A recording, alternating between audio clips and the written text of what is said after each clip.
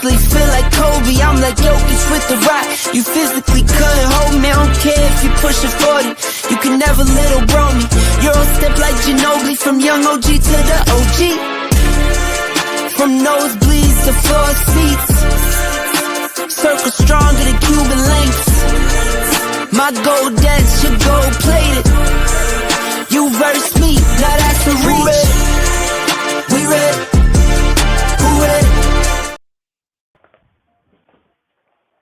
Good evening, everyone. Welcome to another edition of the One-on-One Sports Show here on the Black Man Unfiltered Network. I am Mr. Bennett, joined by my partners, as always, Shawnee from the originally from Houston, but now in the DFW area, and then we got the coach of those fifth and sixth grade girls. Certainly getting back in the game here. They got the coach, our guy Dante, is going to be joining us in a couple minutes. And certainly good to have you guys with us on another edition of the show. Make sure when you come in tonight, hit the like button. Certainly helps the algorithm as you come into the show. Really appreciate it. Also consider dropping a Cash App or super chat, certainly to the Black Man Unfiltered Network. Certainly we appreciate that. You see here scrolling at the bottom of the screen, the Cash App for Black Man Unfiltered. But again, you can also drop a super chat, and anything that you want to give us personally, you can certainly go here. And certainly you see our individual Cash App scrolling at the bottom of the screen. We appreciate your support, certainly throughout the, we've been doing this for a couple of years now, right, guys? I mean, it's been a minute, but it's been a good ride. I have fun every time I come here. It's a break from the everyday and whatnot. And but more importantly, I certainly enjoy sharing the stage, certainly with you guys. So just take some personal inventory. First of all, Shawnee, how you doing? Everything good over here. Good over here. Just came from the gym, so that's why I was running home late. So I was like, that's right. That's right. What'd you do today? Chest and back. Okay. It was leg day for me this morning. So, Coach, how about you, sir? What you up to, man? How you doing, man? I don't know, man. Happy New Year's, son. I think we did last year was New Year, but hey, I'm still in New Year's. I don't know. I got up late today, about 2:33. Got team pictures tomorrow, though. Okay, there you go. Yeah, we're gonna take our little team pictures, turn into uniforms tomorrow, so it's gonna be interesting. Hopefully everybody show up, but yeah, man, I'm good, man. I'm excited, man. It's been a great football week, man, a great sports week in general, man. Salute to the good health, man. For sure. We're gonna get into it, no doubt. But one thing I want to go over, guys, before we get headline into the show, I want to get your personal opinion. Now, BMU, he is known for using AI to generate our images, and obviously I'm on a lot of different shows throughout the network. First of all, kudos. I mean, I think this AI stuff is kind of scary to me, quite frankly, but it is kind of dope, and I certainly appreciate the arms. But am I the only one who's like, when I look at me in these AI pictures, it don't look like me? Like you guys, I can see, okay, everybody looks like that's Coach, that's Shawnee, that's Dante. But when I look at me, I'm like, that's not my face. So it's like, is that really what I look like? So I don't know. You guys get that same kind of effect. But like I said, the arms are dope. I love the pythons. So, you can beef those up a little bit more if you want to. But how do you guys like your AI interpretation of yourselves when it comes to these new tools that they're using to create all these AI images? So, Shawnee, how about you? You liking how you look? You look very happy though. Only thing that looks like me is the shirt I have on, because I have that. So yeah, the same thing. Yeah, the face. See, now when I look at him, I say, yeah, that's Shawnee. I'm looking at him, right? But it's like when I look at me, I'm like, that's another dude, man. No, that's another dude. That's not even a doppelganger. That's a completely that's a stranger. So I recognize the shirt, but I don't recognize that person. I heard that. Coach, how about you?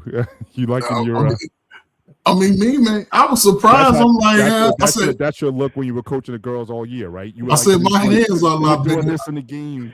He got BMU, man. You gotta make my hands bigger, man. I ain't got no baby hands. I can palm basketball with either hand. I'm just saying.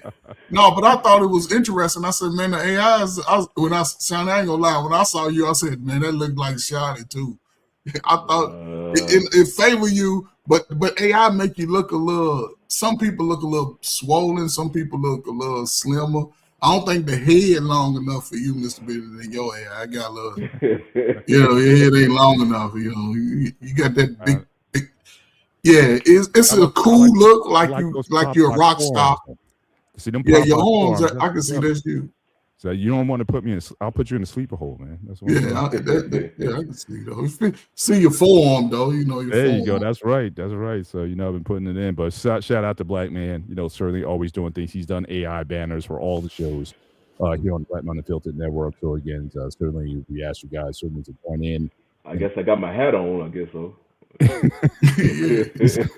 He's saying it's our egos as well. I guess so. Dante look like Suge Knight, don't he? Dante like Suge Knight, ready to fight. For real, yeah. I'm trying to figure out who he's cheering on. Either the Cowboys or his Lakers. I don't know who he's cheering on, but he cheering on for somebody. I know. Like the Cowboys, they can use Dante on their team right now. You got a guy like that. He's going to intimidate. That's old lineman. He's like, who was your guy? Rest in peace. The brother who died a couple years ago, benching 700 pounds for Dallas. Who was that? Oh, Larry Allen. Yeah. My man's looking fierce there, man. So I don't know. Maybe I know he played ball back in the day. Maybe that's how we used to look back in the day. So, but shout out to BMU for having us look our best, certainly for these shows and whatnot. So we appreciate the work that he puts in to always improve the channel and to make sure that we have what we need in order to present to you guys. Certainly everything in the world of he's saying himself almost wrecked it.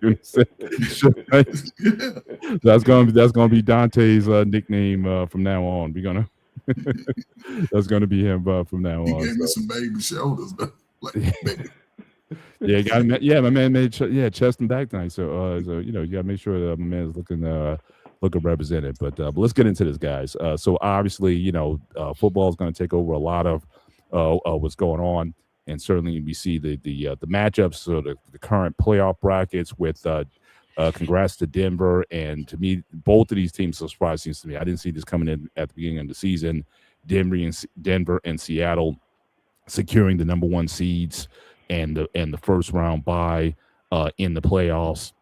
But we see certainly on Sunday the playoff action get started. But certainly there's going to be a few games that's going to be going on. I don't know if I have all of them represented here, but certainly we'll talk about and highlight some of the key matchups that's going to be coming up. But guys, from your observation this past weekend, what was your biggest takeaway just from a high level of this week? And then we'll get into some individual topics. Shawnee, we'll start with you. Well, if we talking about the games this past weekend, a lot of them was just one step away from being preseason games. Many teams rest their starters. You had a couple of them. You had the Saints-Falcons game was interesting because depending on which team won the game dictated whether it was the Panthers or Tampa Bay going to the playoffs. Right. So that was an interesting game Sunday afternoon. Of course, Sunday night, that was a winner-takes-all game, so that was definitely a game that was one of the only ones that had something on the line. No, 49ers in Seattle. I forgot, was that a Thursday game or was that a... That might have been a Saturday. That might have been like a Saturday game. I know it was one of the. Oh, that's right. Yeah, because they had some Saturday games, so that was a big game, but it was just dominant. Seattle took that one. That's how they won their division. But for the most part, majority of the games, I know Houston was waiting on see if Jacksonville was going to lose, but they was playing the Titans, and then Cam Ward went out after he scored the first touchdown of the game, and that game was a wrap. And then, Houston ultimately ended up beating the Colts, but they finished out with the 5th seed instead of having a chance to win the division. So, for the most part, it was a good ender that Sunday night between the Ravens and the Steelers, but for the most part, the rest of the week was just teams just resting their starters. So, wasn't really that much on the line, that much action packed. It was just teams that was made the playoffs. They was looking like they was resting their players for the playoffs. Yeah, for sure. Coach, what were your initial thoughts? Man, just this whole season's been on point. This is the type of football y'all want to see. It went down. I mean, even the teams that knew they wasn't going nowhere, yeah, that's going to happen. You're supposed to rest your quarterback. I believe in that all day. He ain't doing nothing. Don't get him hurt. But the teams that wanted positioning, the teams that were in it, I think it was a great weekend. I think this weekend is going to be even better. But, yeah, man, salute to the NFL, man. Do it every year. Sort of make teams play each other. All the winning teams next year, make them play their first 8 games. Everybody in the playoffs, y'all just play next year. And just mix it up. But, salute. About time, man. Y'all ain't seen a season like this in a while where it comes down. The games were exciting. Teams that didn't win last year are winning. Teams that had success. It's a opportunity for a new Super Bowl champion. So a great opportunity for a lot of teams. So I'm excited for the games tomorrow. Mr. Bennett, go back to that slide. Yeah, I had to reload it because I forgot to put the Saturday schedule. Well, I was looking at that bracket because, the NFL and the streaming deals they have all over the place. And I was looking at ESPN right before we start the show. People going to have to pay attention to what. It's not just Fox and CBS anymore. I'm looking at the schedules, man. It's all over the place, man. Fox. Yes. I mean, it was like that during the season, but now because of the playoffs, it's just everywhere. I mean, one game you switch it on CBS, next game you got to go to Prime, the next got a Peacock, then back over to Fox. I'm like, you got to spend $200 a month to watch the games. Yeah, but that's a totally different discussion in terms of. Oh, okay. So I see it. You have they have cord cutting. Right, everybody thought that was a great deal. Now it's like, by the time you add up all your streaming services, I may want to go back to cable. Man, Paramount. Man, I ain't got no Paramount. I don't know if I. Oh, well, for Paramount, that's CBS. Yeah, I was going to say I couldn't see it with that. Okay. Yeah, so you got the Prime and Saturday games. You certainly got the certainly true NFC North Bears in Chicago. Although I think just off the rip, I didn't want to talk too much about this game. But I think Green Bay's been limping into the playoffs. I don't know how healthy Jordan Love's going to be, and again, LA versus certainly the Panthers. Again, certainly they look pretty inept on their last game. So I mean, they got into the playoffs even though they lost convincingly to the Bucks. But they still got the bid because again, Atlanta won. But again, LA and they're looking to get back on their winning ways. They've lost like two games in a row, so they're looking to get back on their winning ways and whatnot. I think they're going to be very motivated to put it on them. So quite frankly, I don't know if these Devontae Adams are coming back too. So I don't know if these games are going to be really worth watching. I think the more exciting games are going to be certainly the Sunday night matchups. And then you got the game on Monday night, which is that's I've heard a different with the crowd. I'm sorry. Well, now that Sunday night for I guess the audio geeks out there who may be watching this, it's because if y'all familiar with like Dolby Atmos sound, Peacock is they the first ones that's going to allow you to watch a game and listen to the game with that feature. So it'll make you feel like you're in the stadium.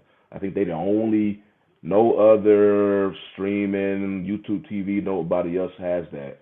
Because you normally don't do it for sports games. So you have to have an Atmos system, right? Like so, if you have like a Dolby sound or surround or whatever, it's not going to work. You're not going to get the full benefit of it. I got one in the living room. I'm saying it's. Oh really? Yeah. When you hear it, so far I've heard it for basketball games. I haven't paid attention to football one yet, so I'm gonna listen in.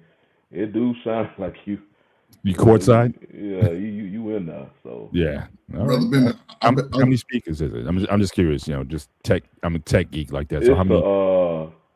It's the Sonos thing. So it's the sound bar and the two. I got the sound bar and then the two speakers behind me. Yeah, Sonos more expensive than Bose. I was able to get it because recently, the job I work at, they basically a retail company. And for our service award, they give us we have sales, and then they give us a gift card with a percentage on top. So all of that, let me save a significant amount of money. That was the only reason I was able to afford it. Other than that, There you go. Yeah. There you go. Shout Brother out Benny, to real quick. Courtney. sorry. I'm just Courtney Miller. We're going to talk about that game. That's going to be one of our key games that we talk about. So again, just stay tuned, and we'll certainly get back to it. All right, go ahead, Coach. Nah, real quick, with the Rams and the Carolina Panthers, I'm going with Carolina on that. I don't know why. Oh wow. Rams coming because a lot of the teams, Rams coming east, weather, a lot of conditions can play into it. So, and Carolina's at home. I think about 3.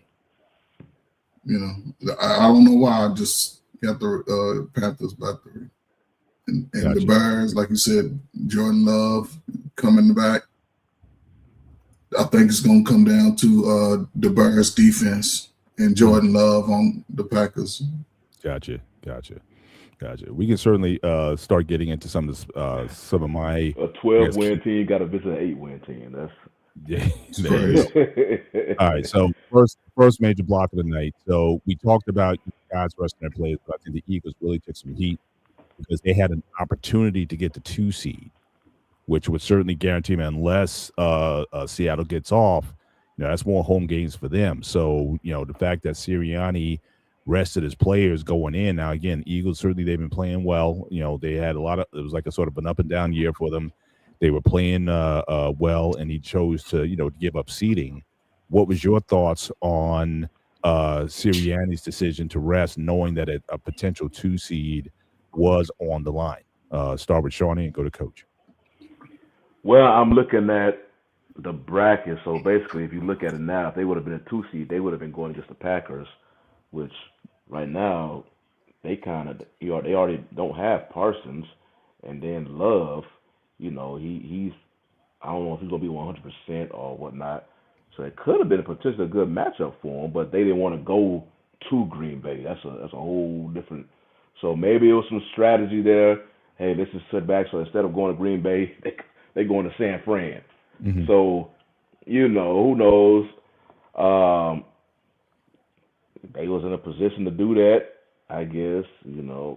I don't really make too much about it.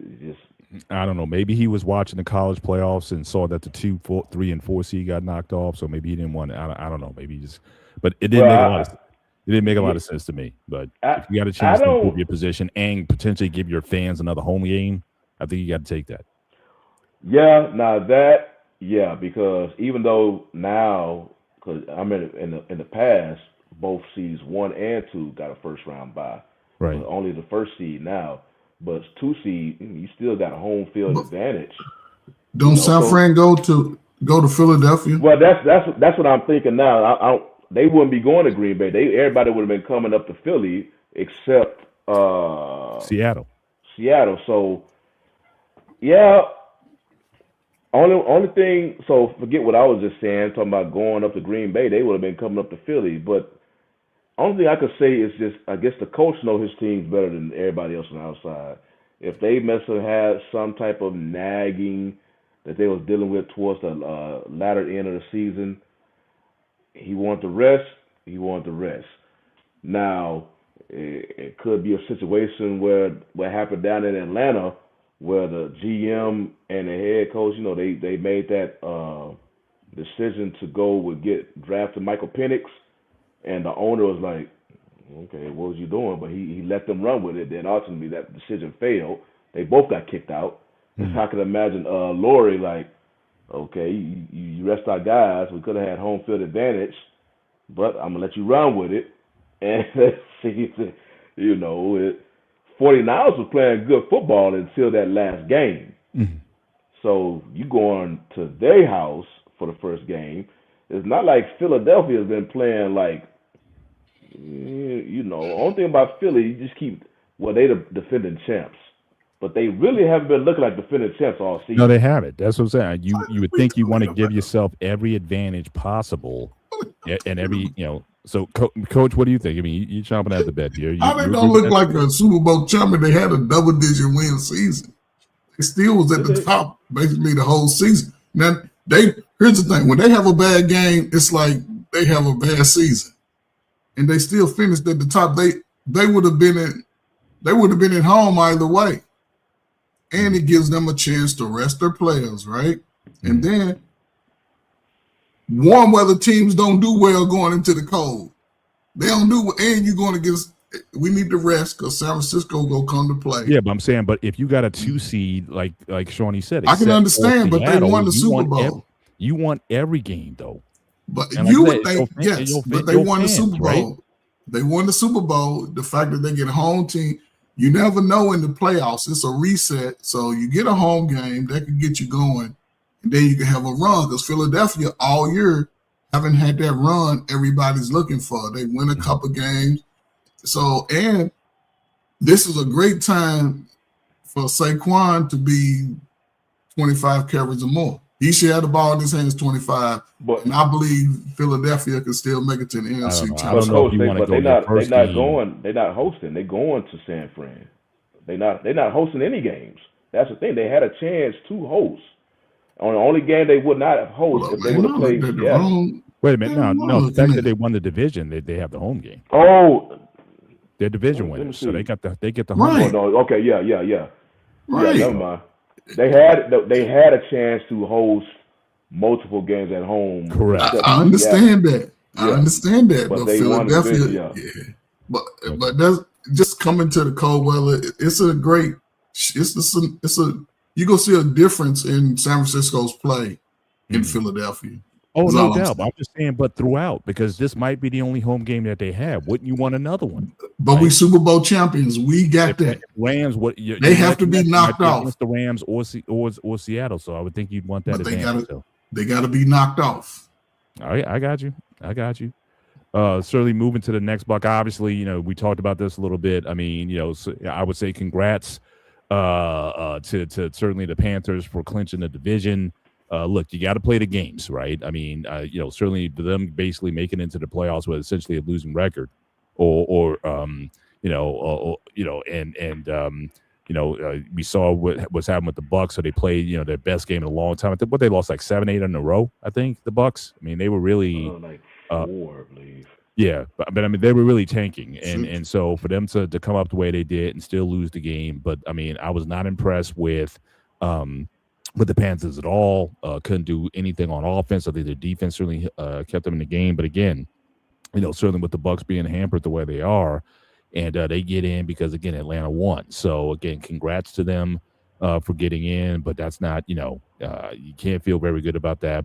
So they're definitely going to have a mentality of, just forget everything that is for. It's right now it's 0-0.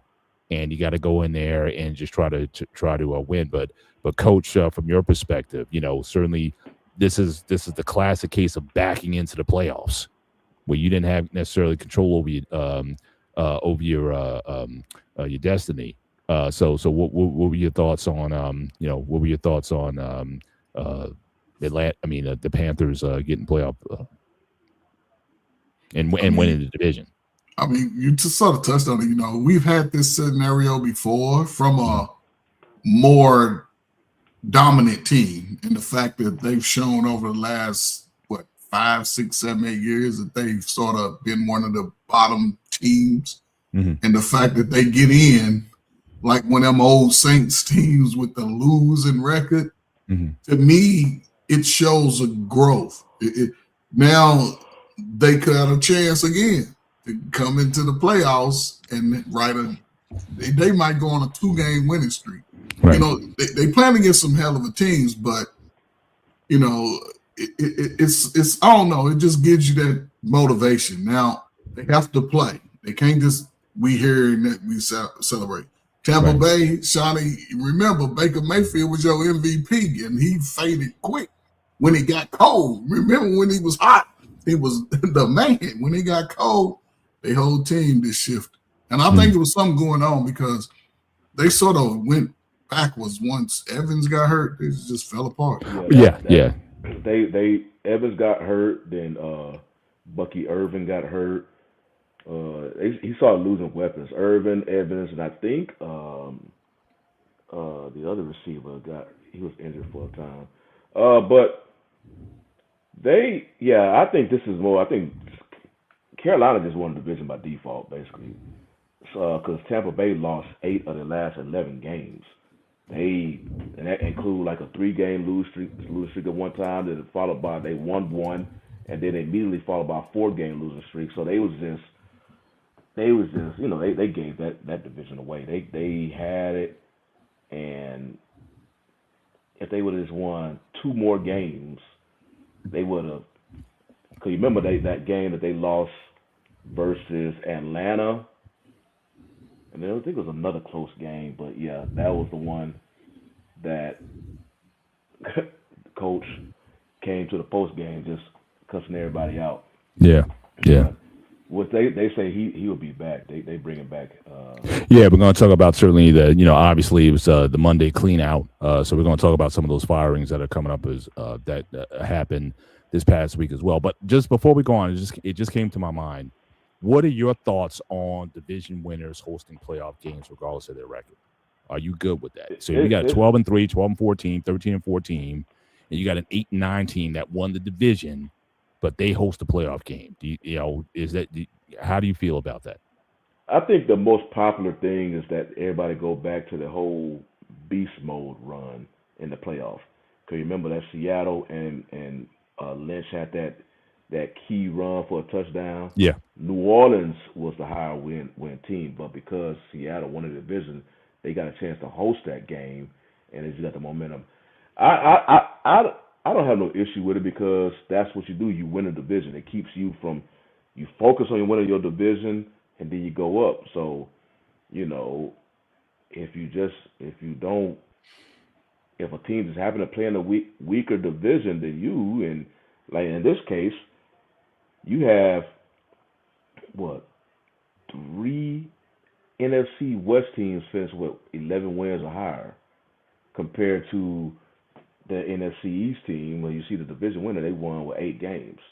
Mm-hmm. So, yeah, you can look at it from that point, but it's almost like college football, how they conference give them they win their conference title, so them get like an automatic bid into the playoff, even though it's many times, well, you got one ACC team in there, but many times either between the Big Ten or SEC. But then also you got these smaller teams, they sneak in and get dominated in the early rounds. NFL, you can't really look at it like that because they say any given Sunday, but I really don't have no issue with it. It gives teams a reason to play the season. Focus on winning your division. That's what you have to do. Gotcha. Coach, your thoughts? No, I agree with Shawnee, and just also it's what we saw. It came down to some teams' last game, and to see teams every year, you're going to have at least 3 to maybe 5 new teams breaking through into that playoff, and this is what I think the NFL's wanting to be every year. But I always support the conference champions. You play each other twice, and we've seen it before. Teams with a losing record go into the playoffs. So, some teams that have been rolling. Who's been rolling? New England, Denver. Mm-hmm. Young quarterbacks, young team. They could be out the first game when they come to play.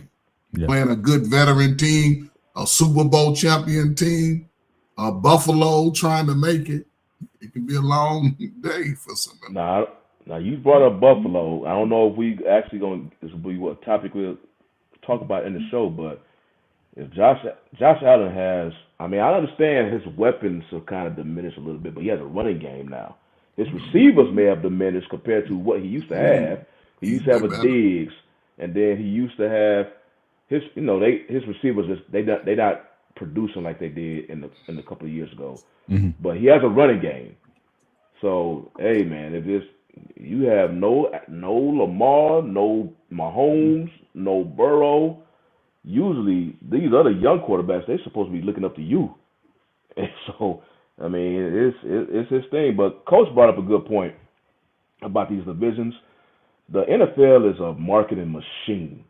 They know what they're doing when they do these schedules. And like we said, we just talked about the schedule the past week, how these division games think about how much eyeballs they had on the Ravens Steelers game, and then even though it was technically a useless game because not a team went to the playoff, but it was weight depending on it between the Saints and the Falcons, a division game. So it's one thing to look like, okay, the teams have to go, hey, you have a better record, but we got to go to this division with a team who has a lower record.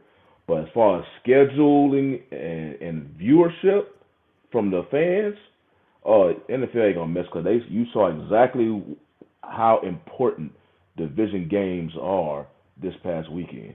Yeah, for sure. Question asked by, again, David Tyre 86. And I know Coach has always been harping on this. So, you think the team that has the best running game is going into the playoffs? So, yeah, I mean, obviously December football, that's typically, running the football at that point. So yeah, I think you have to have a running game, certainly at this point of the season. So I know, Coach, that's something you always been harping on. So any thoughts for David's comment? No, I just saw it. And I just said NFC, I would go with Seattle. And AFC, I would go with Buffalo. Dalvin Cook led the league in rushing. And Shawnee, I think Buffalo's receivers are more well-rounded now. But Josh Allen has to be on point. He uses more weapons instead of the star receivers, and that's what makes him more. He just can't do too much. That's all. It's his time, like you said. Gotcha. I'll tell you what team that defense was glad they didn't make the playoffs. That's the Ravens, because Derrick Henry was cooking towards the end, and now that they don't have to worry about him, they were like, okay, because that dude, the way he was going. Jacksonville, okay. Now Jacksonville, that is a team. I know because they play Buffalo and got Josh Allen on the other side. Yeah, we gonna pick them. We gonna have our pick them. So you guys stay tuned. We'll get into that later on, not to give too much away. But I want to get into obviously the from my perspective, the main game of the night, and I've come up with this. I have a new grading system. All right, this is my life as a Pittsburgh Steelers fan for the past about 7 years. That every game, it doesn't matter if they're playing a team 1-15 or 15-1. Every game is it's like I'm gonna see Miss Elizabeth. So this is my new grading scale. All right. So this game was 4 Elizabeth. So the maximum is 5. If this was the Super Bowl and it happened, then I'd put it up to 5. So again, 4 Elizabeths. This game, the back and forth of the game, and I was going back and forth with Shawnee and the guys in the chat and whatnot. It's like this is the bane of my existence. I mean, we missed the extra point, which is kind of comes out of nowhere, and then at the end, their kicker has to miss. So again, it's like this is how I live or die as a Steelers fan. I can never have just an easy, comfortable win. But again, it was an exciting game. So again, I'm happy that the Steelers, certainly punched their ticket to the playoffs and won the AFC North the first time since 2020. But this game, it gave me all kinds of problems. But Shawnee, your thoughts on the game, and we'll talk about certainly you had some comments going before the game, what you thought was the formula for Baltimore to win. Obviously, they didn't do that. And but your thoughts on this game. But it's like there was obviously segments of this game I couldn't even watch. I was just so stressed out that I was just like, man, why y'all do this to me every single game, where every game comes down to the last play. Even when they played the Jets opening game 1, it took a hit by Jalen Ramsey to draw the ball away from the receiver so that the Jets wouldn't be in field goal range, possibly win or tie that game. So again, I was just very stressed. But your thoughts on this game? It was the last game of the regular season, but what was your biggest takeaways from it? Well, the thing I mentioned last week, I was like, I need Derrick Henry to have 30 carries, almost no less than 30 carries for them to have a chance to win this game. And he ended up with 20 carries. He finished over 100 yards, so he was cooking. But I can't really put a bad game. I mean, I guess that would have determined, the Ravens had the ball. They would have controlled the clock more if they would have gave him more carries, which what a run game would do. But they was effective with it, and they capitalized on the plays they had, like the play that Lamar Jackson had when he found Lively on that fourth down. There was plays made. That was right before the missed field goal. Right. Defense, I mean, the cornerback slipped. What gave Calvin Austin that wide open touchdown after, Baltimore just scored themselves. So the game flow was the game flow. I'm not one of them people who come back like that Monday morning quarterback who they should have did this. The game flowed the way the game flowed, and obviously both teams had a chance to win that game. I saw a meme that basically perfectly said like it was a field goal. One side, on the outside of the post, Harbaugh fired. Inside, it was a field goal good. Tomlin fired. And that's basically how it felt like, if he would have made the field goal, who knows what would have been said. The chatter about Tomlin would have been a whole lot louder and hotter after that game. And then he missed the field goal. It turned out to be Harbaugh, but I can't, that game could have been a tie game, could have been overtime, but Boswell, he missed a field goal. That gave the Ravens a chance to potentially win the game. Yeah, well, you missed the extra point. It wasn't your field goal. Yeah. But what I understand, it got tipped. It didn't. It wasn't like just a straight miss. I think they played it back, and apparently, player for the Ravens got a hand on it. That's why it took an angle that it did. But yeah, but it was just like there's no lead that's safe. It has to come down to the last play of the game, essentially. That decides the game, and that's usually how it is between these two teams. But we're going to talk about Lamar. And we got to talk about, again, I asked you guys at the beginning of the season about Lamar Jackson. And I got to give you guys, I got to come back and ask the question. But before we do that, let me just acknowledge $10 super chat for my number one fan, Prince Anton. Appreciate you here. The best way to make the NFL playoffs better, take a page from the World Cup. Top two teams in each division, division champs seeded 1 through 4, number 2 teams seeded 5 through 8. Appreciate the commentary there. But again, I keep asking you guys about Lamar. Now again, Shawnee, who's the head of the Lamar Jackson Appreciation Fan Club. First thing he said after the game, well, you can't blame Lamar for this loss, but all I'm saying is this: Lamar Jackson career against the Steelers is 3-7 against the Pittsburgh Steelers. We know about his playoff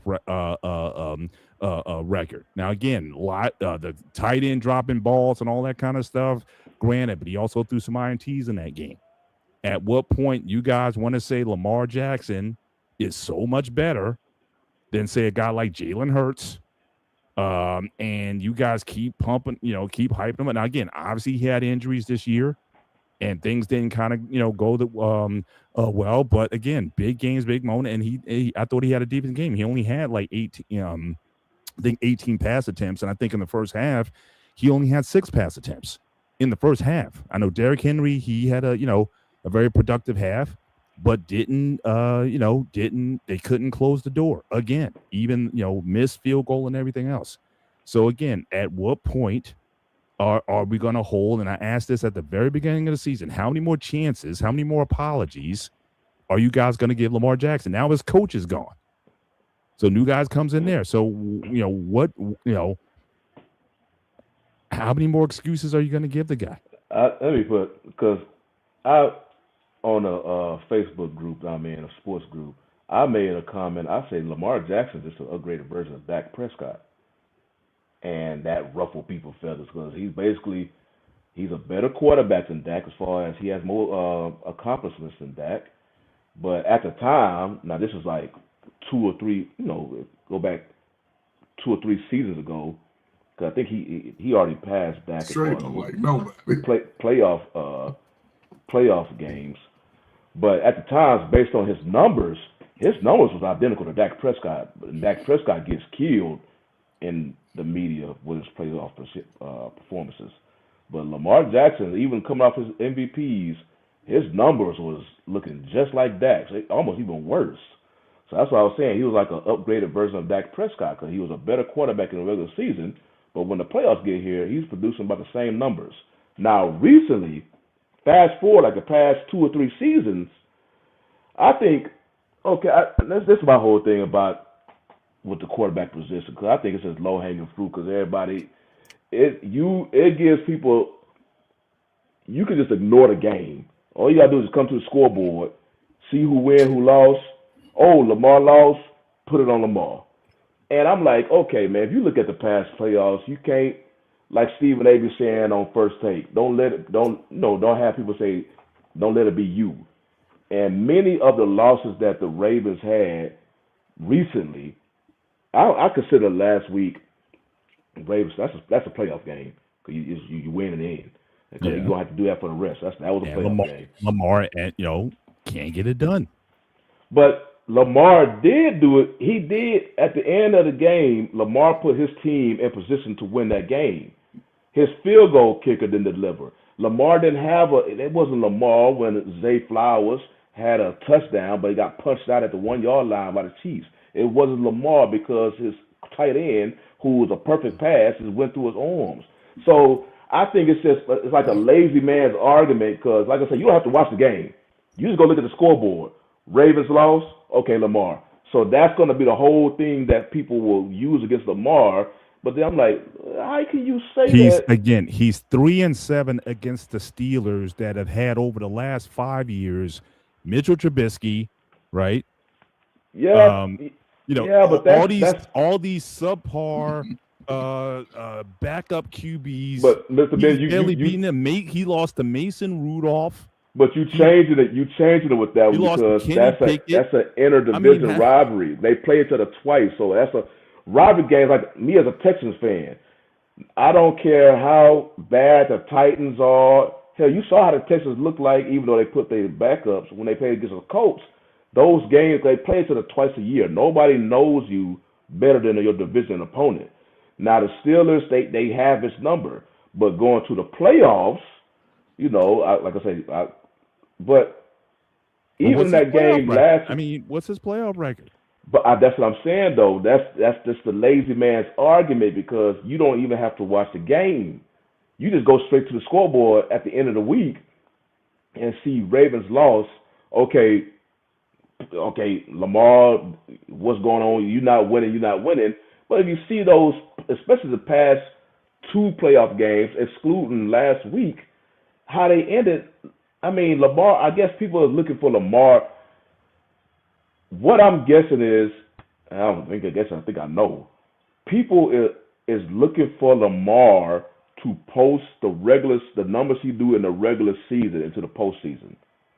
Now that can be understandable, but he's simply supposed to, just like the great quarterbacks. But he like does. Montana, he put his team, just like Tom Brady. But Tom Brady had a receiver to catch a ball on his helmet.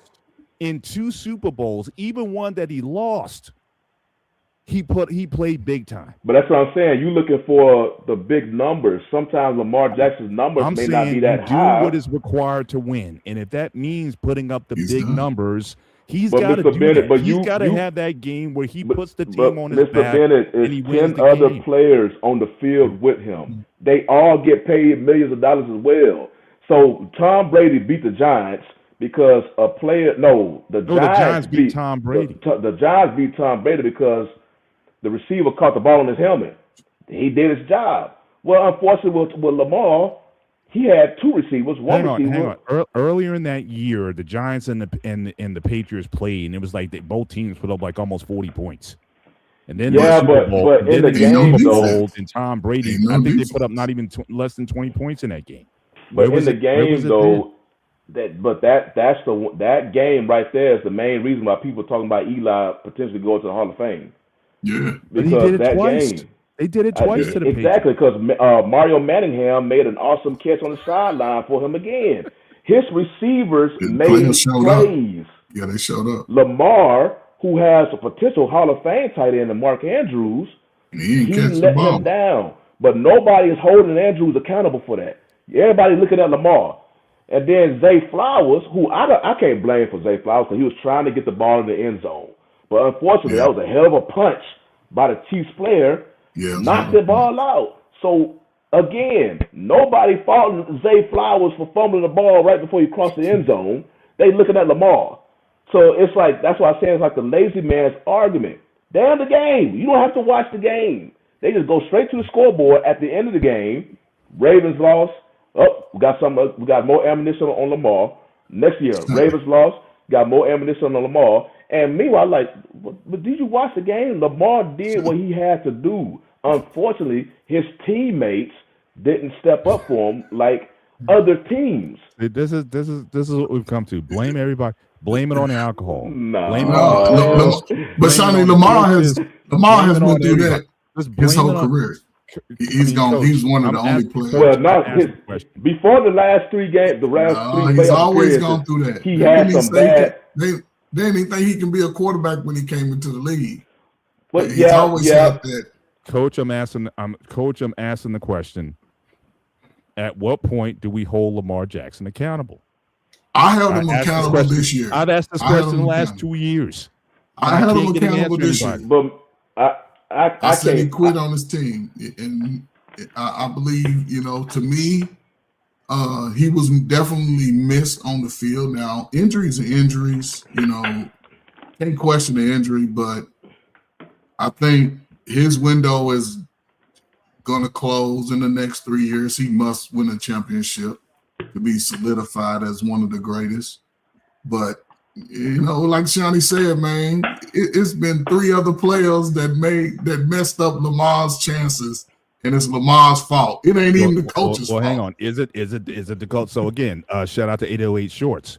Do you think that the Ravens blow it up? And could Lamar go to another team? Could he do it with another team? Yeah.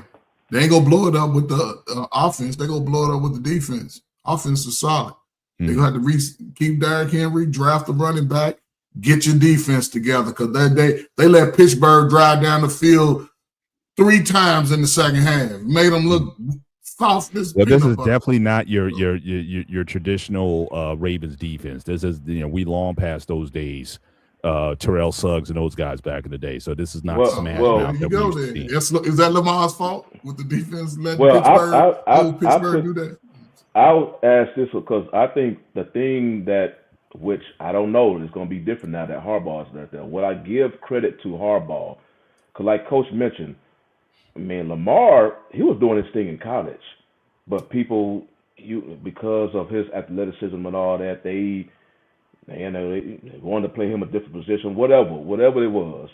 A lot of times, if you're an athletic quarterback coming into the NFL, they'll let you play the quarterback, but they try to fit you in a mold they want you to be in.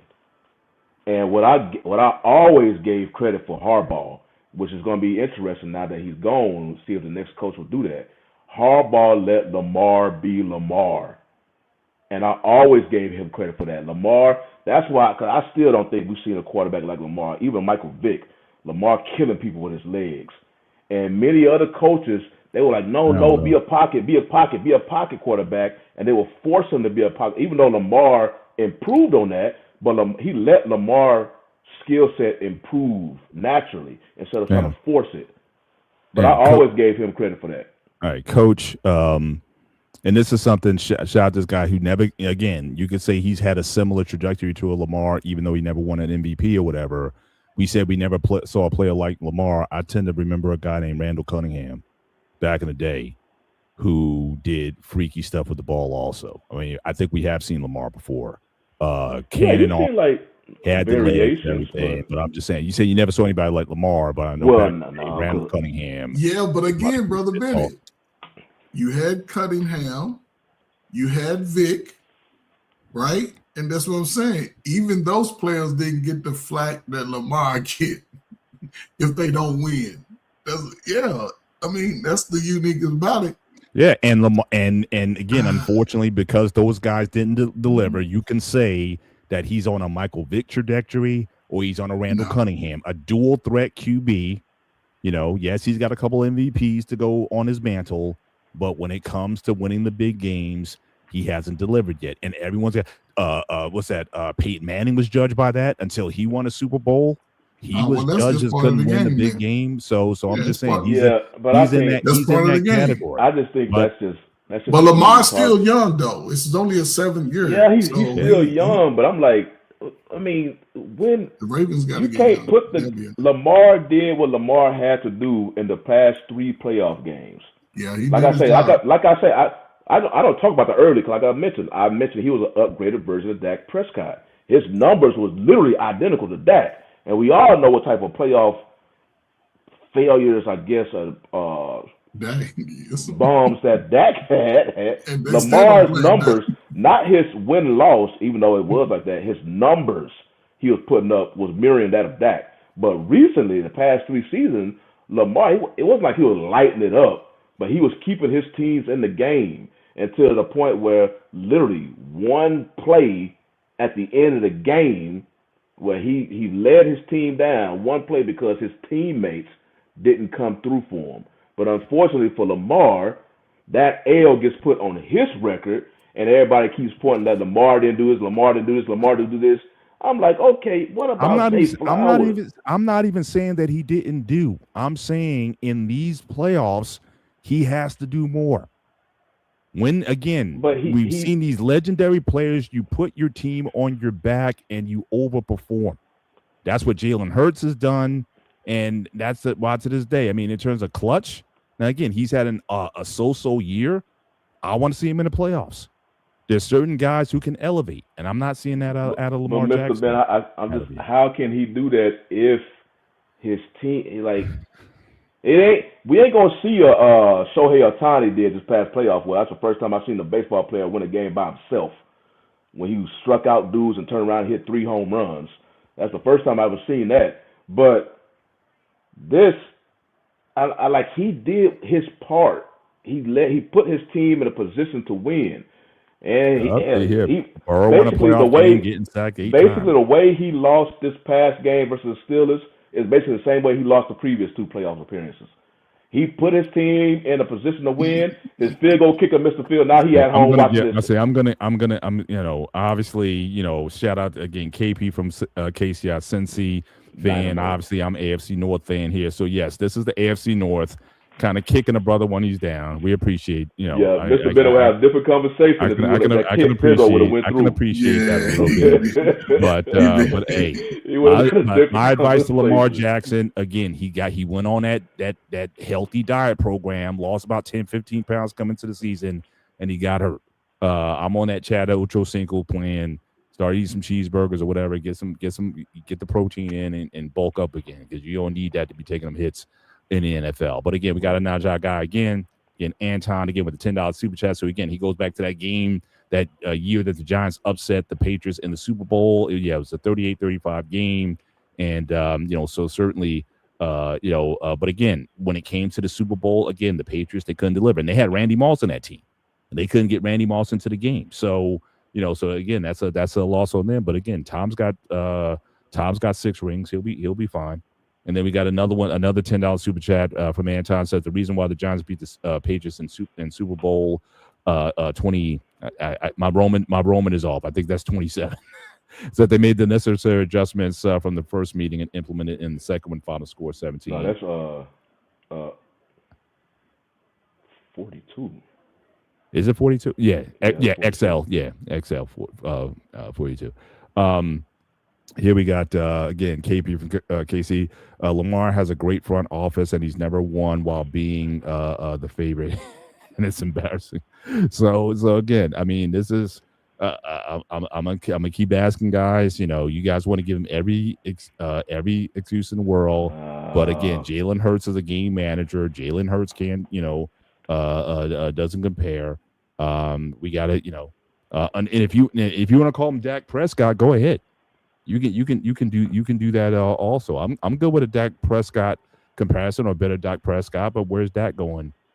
Certainly in his career, and certainly Josh Allen. Yeah, I mean I think it's just a down year for them, and I'm not sure I'm liking their chances there. But one other team I want to highlight. So this came from our guy Dante. Hopefully he makes it to the show tonight. So Dante, he has some shade to give. So let's talk about again, obviously with the Patriots. The Patriots, certainly, obviously, they're a solid 2 seed in the playoffs. Fewest wins against teams with winning records in 2025, the Patriots. So I know you had some Patriots fans who were here earlier in the chat, and basically you had my man Dante saying that the Patriots are basically overhyped and overrated. Is essentially what he's saying. I'll translate for him. He didn't want me to use such stern language, but he's basically saying that the Patriots are overrated. They don't have a lot of winning wins against winning teams on their schedule. But your thoughts here? Is this a fair comparison to the Patriots, or do you think they're legit?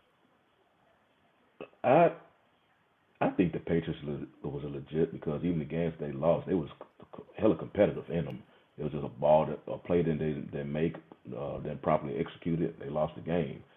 I think they're a legit team, but I mentioned earlier in the season that for Josh Allen, because of his playoff pedigree and his experience, I think that will come into play versus teams like the Patriots and the Broncos because they have two young quarterbacks. So and I think this is the first time they experienced this type of, playoffs is different.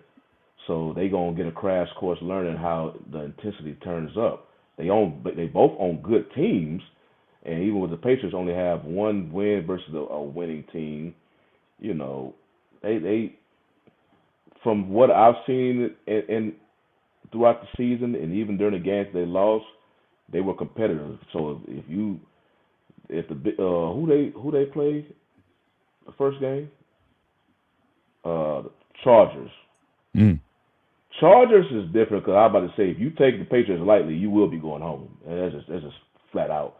You want to bring your A game, but the Chargers they kind of limp because they had them O-line injuries. Yeah. And what's his name? They QB dealing with a broken hand. He's still playing, but he's still But they do have a running back. But the Patriots are just a balanced team. They got a balanced offense, and they quarterback may win MVP. And they have a balanced defense. So I guess they may not be the sexy pick that everybody talks about right now, but I'm like, you take them lightly if you want to.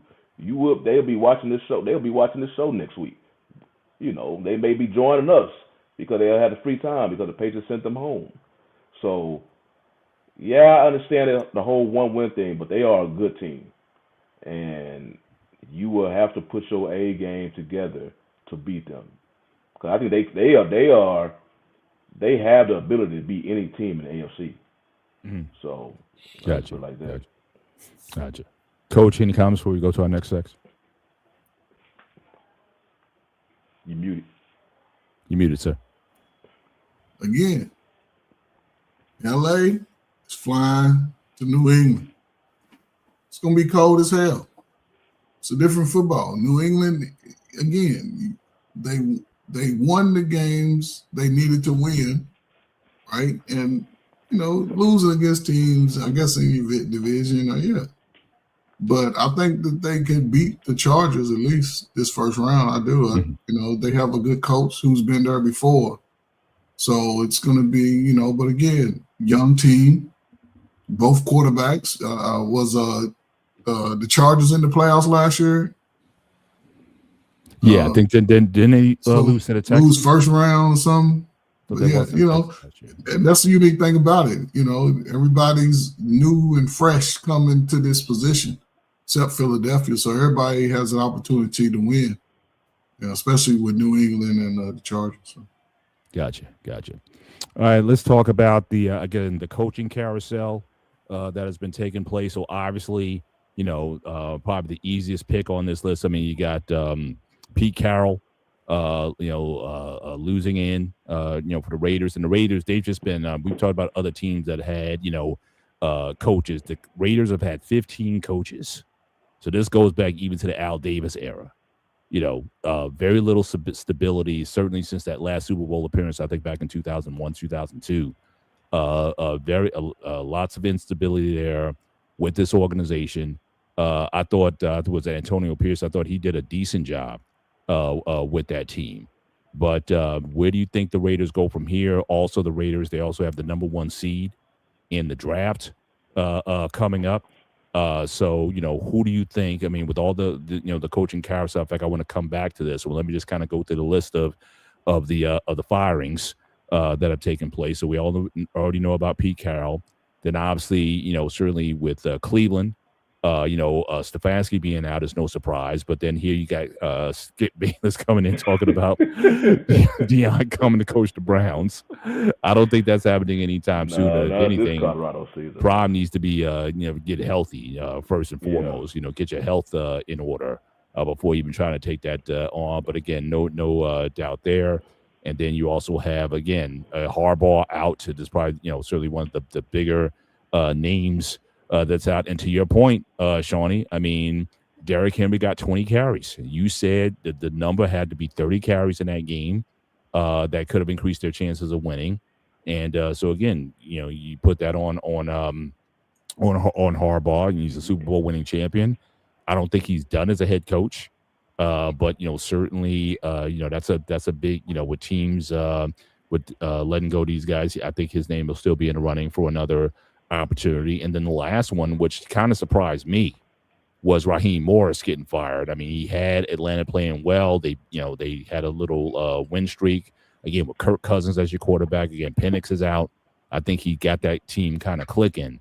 This to me was the biggest surprise. I wasn't expecting this.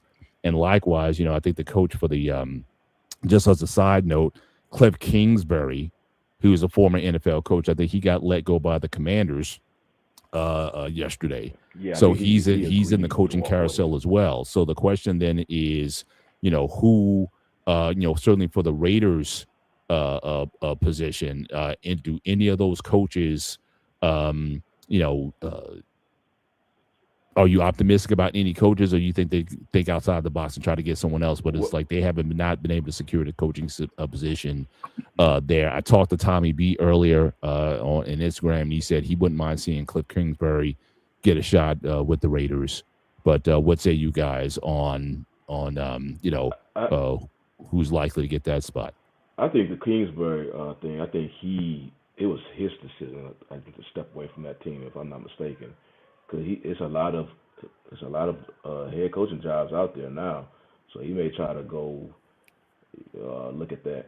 I don't know what the Raiders. This is why the Raiders are the Raiders right now. I don't know what you was thinking when they hired Carroll as your head coach. He's an older dude, so they don't have enough. But now they're gonna have Tom Brady in the mix and interviewing. So hopefully they're gonna with him and the other person they have interviewing these coaches, and they decide you're going to have to give. They did the same thing with what's his name, the former player, Antonio Pierce. Yeah, they don't give him one. I'm like, no coach is going to be able to do anything in one season. And then you hire Carroll, and he's 70+ years old, and do worse. Yeah, so Raiders, they don't know what they're doing. But when Brady, part of the brain trust, picking the next head coach, maybe they pick a good one and give him actual years to establish his culture on the franchise and build his team like that. Because that 1 year, no team is going to be successful there. That's a terrible way to build a franchise. But now, are they going to make Tom Brady like the official GM? He's an owner. Or he's going to be like a player personnel. He's going to be in the process of hiring. They're going to include him. He's going to be heavily processed between, I think, the head coach, and they should listen to him because they don't need a quarterback. They got the number 1 overall pick. Yeah. So he gonna have his voice gonna be very loud. I'm assuming over there. Right. Man, he gonna control everything coming in. Basically, he gonna pick the head coach. Yeah. He gonna be. Now, you think if he had a better relationship, you think he could possibly try to get Belichick in there? No, Belichick. No, that stop in North Carolina was Belichick. Let him stay over there. I know a good selection, and I heard it also. Indiana's coach. I can see that. Shane Steichen? Yeah. They already said they're gonna say he's staying. We'll see when they come with that Tom Brady money. Yeah. Well, the owner, I believe they already said he's staying there. But the thing about Raheem Morris with that Atlanta, I'm not surprised at that because I was hearing kind of whispers throughout the season because and I was getting to it in the beginning of the show. So you remember, Atlanta went to go out of free agency, sign Kirk Cousins, and paid him that big contract. $100 million. And then that same draft, first round, they go draft Michael Penix. And the owner, I remember when they was in the draft room, and he was talking to the GM, and like, what are you? Right, that was ass backwards. Yeah, what are you doing? We just spent all this money to bring Cousins. Then you use, we could have got offensive line help. Another, even though they have, Atlanta has decent, real good skill players, but they could have got another weapon or something. Mm-hmm. But it's almost like you wasted a pick on another quarterback. Right. So I remember, I forgot his name, Arthur Blank, talking to his GM in that draft room about that. But he's like, okay, we're gonna see how to go. And and remember, because Michael Penix, when he got drafted, he already had 2 ACLs. He did, yeah. Now he on his third, so we don't even know what Penix is. I mean, now you asking your franchise quarterback who got 3 ACL surgeries, and then you got Kirk Cousins. So they was like, I think when he was like, I let y'all try to do this, but it didn't work out at all. So because it wasn't just Raheem Morris who got fired, it was the GM as well. Both of them got fired. Because I believe it was that whole decision with Michael Penix, and he was already kind of like, what are y'all doing? And he tried to let them do this 1-year thing, and it fell flat on their face. He said, we're going to have to reset this. Because now, I hate to put the pressure on Penix like that, but now it's like, it's kind of like a wasted pick. Because now you're going to put potentially, because eventually they're going to put the franchise back in his hands. But now you got a quarterback who's coming off of 3 ACL surgeries. You're like, man, nobody want this. Leave your quarterback damaged goods, and he's the face of our franchise now. Gotcha. Want to also welcome to the show a guy finally showed up tonight. Guy Dante, you on board, sir? Or if we gonna call your new nickname now, is Shug. You take a look at your AI picture, man. They were very, very reminiscent of Suge Knight. So I'm just saying. Not jumping on that one. Yeah, how you doing? Man, hectic, man. My wife's schedule changed, so it's like on like the weekdays sometimes it's a lot on me, and so it's like, man, it was crazy.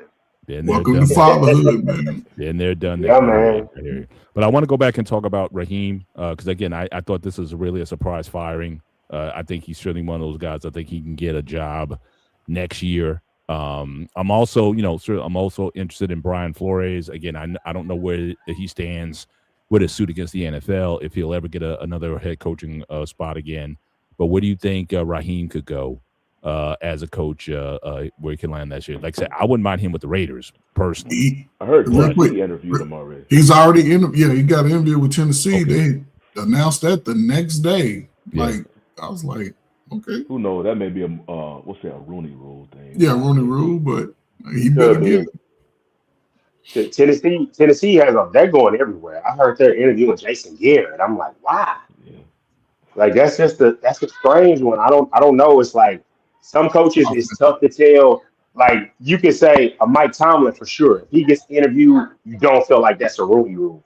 Mm-hmm. But Raheem Morris, I like him. I felt like he needed maybe another year, but I can see the way they went all in for the defensive players, and then you got the quarterback, but you also took a quarterback, which is good, but he also had injuries in college. Now he's had injuries in the NFL, and he's older. So it's just like, and obviously Raheem Morris, if he gets another opportunity, because the black coaches don't always get too many opportunities, absolutely have to nail it. Where you are going to come in and tell this next owner, hey, this is going to be my offensive coordinator. This is going to be my second guy. So if he has success and he leaves, I've got a plan in place for that happens. I think as a defensive coach, you really got to sell that you're going to lead the culture and that you do care about offense. But some coaches, they coach one side of the ball and they neglect the other side. And I would say, like Cliff, that's why I wouldn't want Cliff. First of all, Cliff Kingsbury has failed up.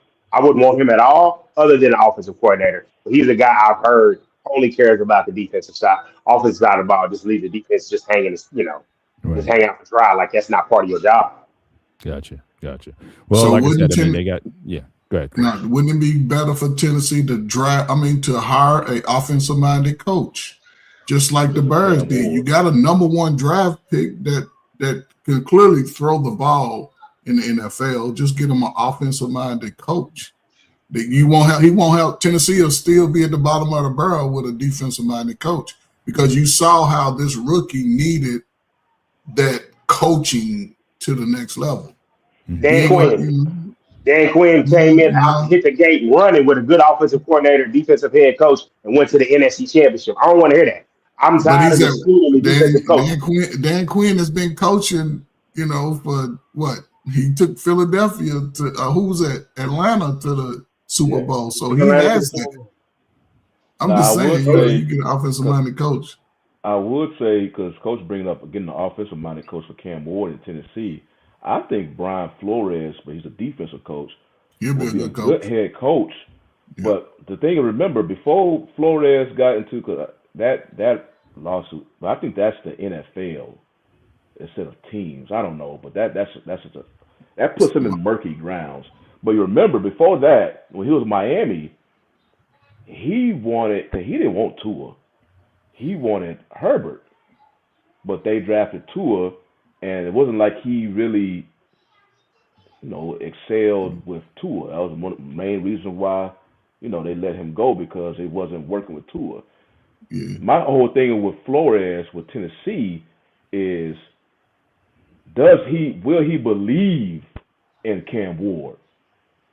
Because he'll be their coach, and he'll be like, yeah, Cam, you may be quarterback now, but I'm already looking for another quarterback. Because we've seen him do that. It's not like you just going to put him on a team and he's going to make it work with a quarterback. Mm-hmm. If he has a vision what quarterback he wants, then he may be like, Cam may have a short lease if he is head coach. Yeah. But other than that, this could be interesting though. If Flores goes to Baltimore. Though.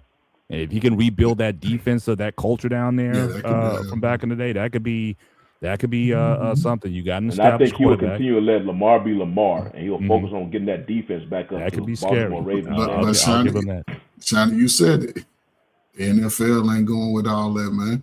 We just hopefully wishing, because again, his name would be in the mix right now, because he's one of the one of the better coaches that's a coordinator right now. So it's unfortunate. I still don't. I mean, if you go back when he did it, you were like, "Was this a good idea?" Once he went against the ownership, you already knew what was going to happen. We pretty much said, like, when he did that, do your days as head coach in this league maybe. Well, we'll see, but I think that would be an excellent landing spot for him should he get another job, or even for Raheem Morris. I would like to see what he could do there as well. But again, I want to just acknowledge Anton's $5 super chat. Mark Davis is running the Raiders like his father. If they don't start doing things different, the silver and black will be irrelevant. Yeah, they've been irrelevant for some time. And honestly, I'm a lifelong Steelers fan, so I have to hate the Raiders, but I always respected the Raiders. But I lost respect for Al Davis, the way he treated Marcus Allen in his career. I mean, really dogged him out. So I was kind of off of Al Davis after that debacle with Marcus, and he had to go to KC and still to prove he could play. But in any event, guys, let's start looking at some of these matchups here. So let's start with some of the playoff games. Now, we talked about Dante before we got on the show. I'm not really looking forward to the Saturday games, because you got Green Bay playing Chicago. Green Bay, they've been playing poorly. Not sure what kind of shape that Jordan Love's going to be in. And now, obviously, you're going to have the Panthers. I think they're going to be playing, I think, the Rams.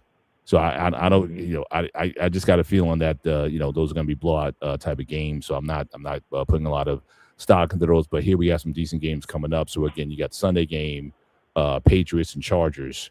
And, so, again, just start putting some picks in, and then we'll move on to the college games that are coming up this weekend. But, Shawnee, your thoughts on this game, who takes it? I got the Patriots in this game. I think they're going – Chargers feel like they just kind of limping, especially with Herbert's broken hand. And I think the Patriots are going to take advantage of the injuries the Chargers have on offensive line. So I have the Patriots this game. Gotcha. Coach? You muted, Coach. Yeah, I'm muted, man. Hey, man. Man, I can say I'm gonna go with New England by 3. It's Doing gonna about 3 points. be about 3, man. New England. Just because again, the cold weather, man. And coming from Cali to New England this time of year, 8:00 game. It's gonna be interesting. Gotcha. Dante? I got the Patriots. I think it'll be a close game because that's kind of the games the Chargers play. They play a slow down style, and it's not gonna look real pretty. And the Patriots, I mean, they haven't, like, I mentioned that stat. They haven't beaten a lot of good teams. They had the last place schedule and they took advantage of it. But I think when it gets down to it, it's a playoff game. I expect the head coach Vrabel to be conservative, and that's his nature. I think that's gonna help keep the Chargers in the game. But with no offensive line that's healthy, the offensive line is bad. I don't think that they're gonna be able to just protect them well enough to make enough plays. Yeah, but now Dante, again, you put the threat out there. Only one win this year with the Patriots against a team with a winning record.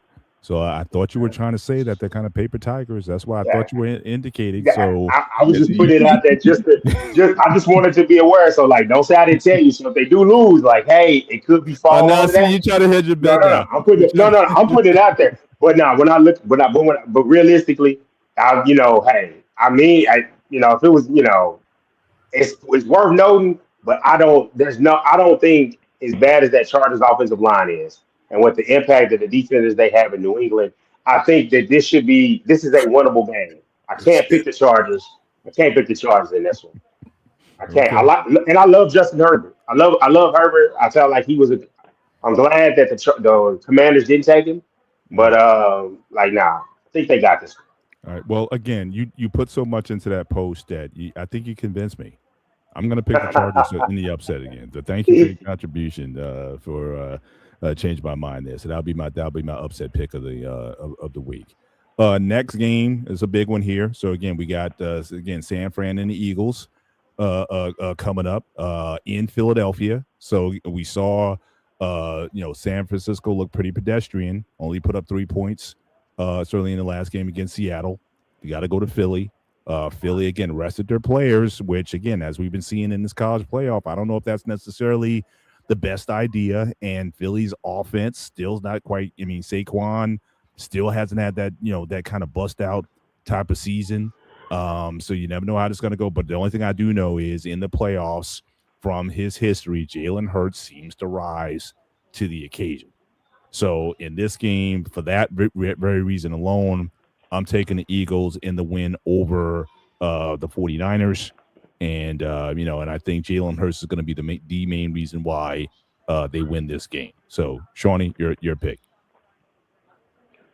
I think the Eagles is kind of clicking right now, very late in the season. The defense in particular. I think Barkley is starting to get his legs back. So that run game.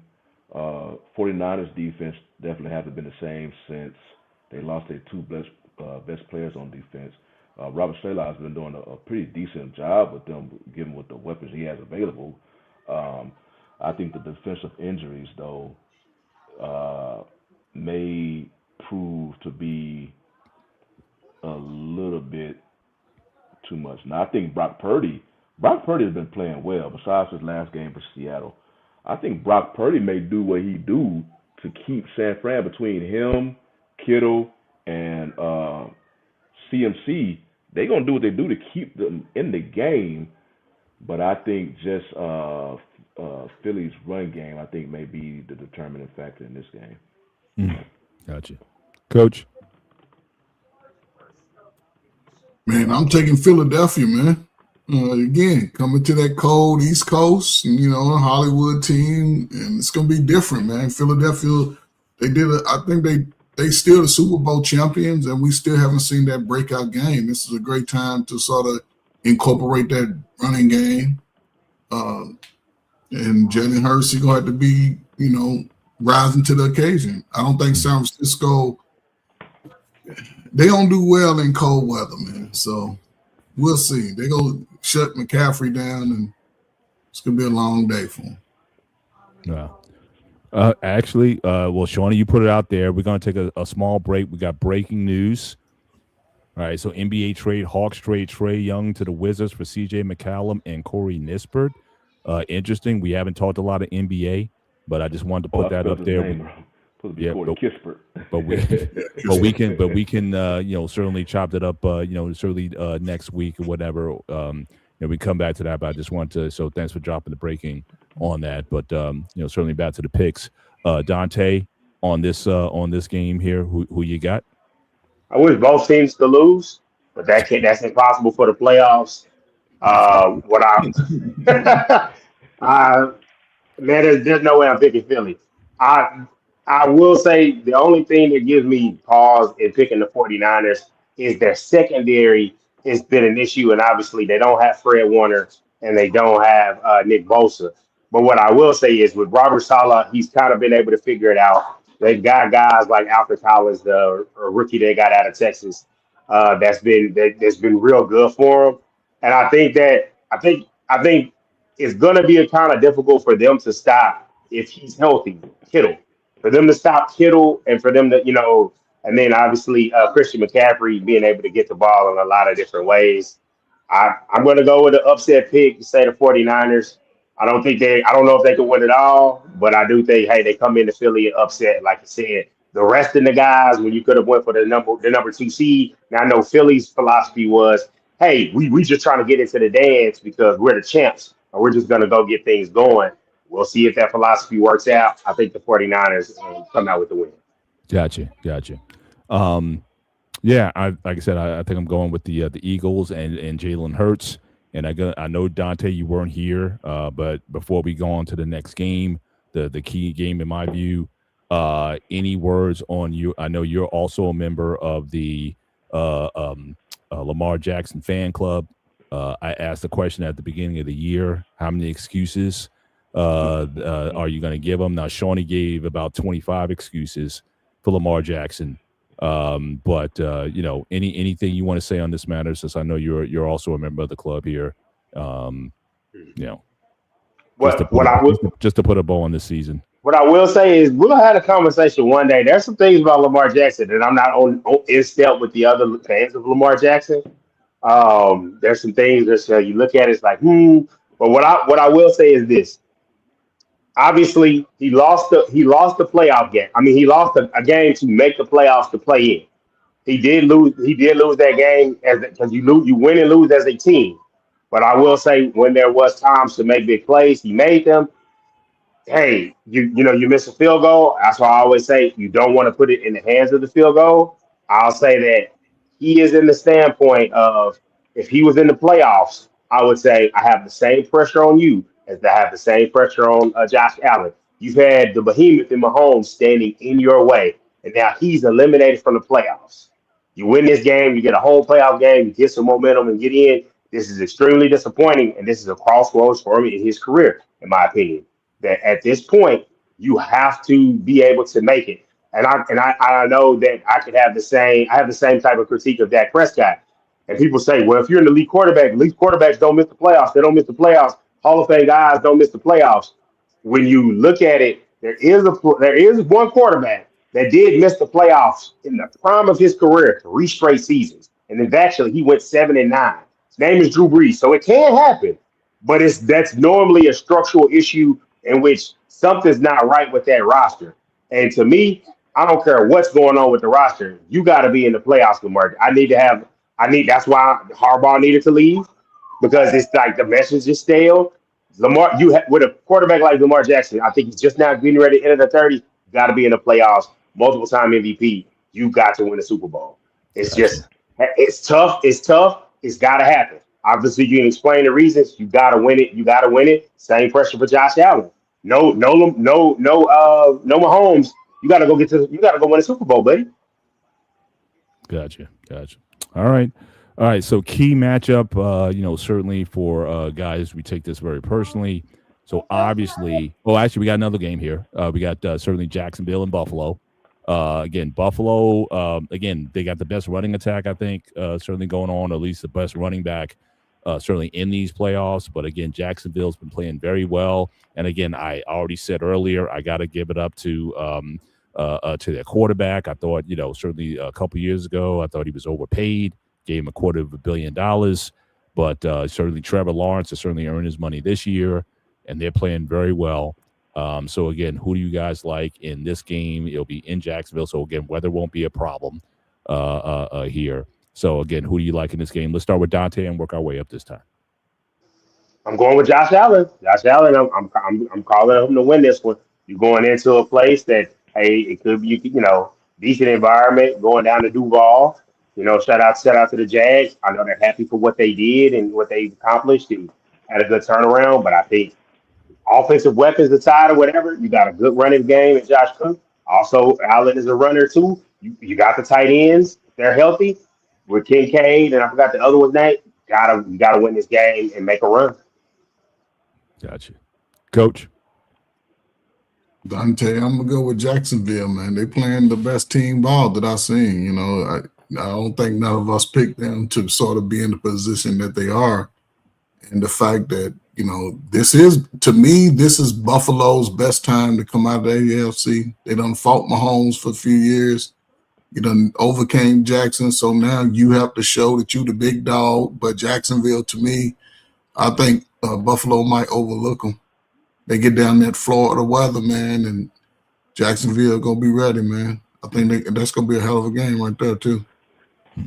Gotcha. Shawnee? I look at it like this, because Jacksonville, besides my Texans winning 9 straight, Jacksonville won 8. That's the main reason why the Texans didn't win the division, because Jacksonville has been looking more impressive than the Texans during this streak as well. Like the Jaguars, I think, are playing the best football right now in the NFL, even including Seattle. But they're Jacksonville. Nobody pays attention to them. I pay attention to them because they're a division rival. But if you watch them, they are clicking on everything. And they're going to host this first game at home. But I look at it like this. With all that being said, because I look at it with even like we looked at Mahomes the past couple of seasons. Because Mahomes, the Chiefs weren't the better team when they was going against these other squads. But you gave them the edge because they got the advantage at quarterback position. As hot as Lawrence has been, Josh Allen is still that dude when it comes to quarterback position when you compare to Trevor Lawrence. Because of that, I'm going to have to give the Bills the edge because they have the edge at the quarterback position. Just like how it was with the Chiefs. Because like I say, you look at them, they were playing against a team they ultimately won, even though they went to back-to-back Super Bowl appearances. Chiefs didn't have they roster wasn't better than the teams they was playing against. But because they had the better quarterback, he made the plays to keep them in the game. And I believe Josh Allen is going to do that with Buffalo. Other than that, if it was and that's really the only reason why I'm giving the Bills the edge. Because other than that, Jaguars, I think it's gonna be a great game, and they're gonna make people see exactly how they've been looking like all season. Because remember, they went up to Denver, even though Denver still ultimately got the number 1 seed. They went up to Denver and destroyed Denver in Denver. So it's just like they are clicking, and the playoffs is just a different beast. And Josh Allen is a quarterback whose performance has risen in the playoffs. So that alone, I believe he will do the same thing in this game, and he's going to make the clutch plays to give Buffalo the edge. Even if it's about a field goal, leading to a late field goal, I think he's going to have something to do with them winning the game. Because other than that, man, I it's hard if I'm saying that because Jacksonville is playing some damn good football right now, and I think many people are going to see that this weekend because they just not a national team. They don't get that much attention. Yeah. Yeah.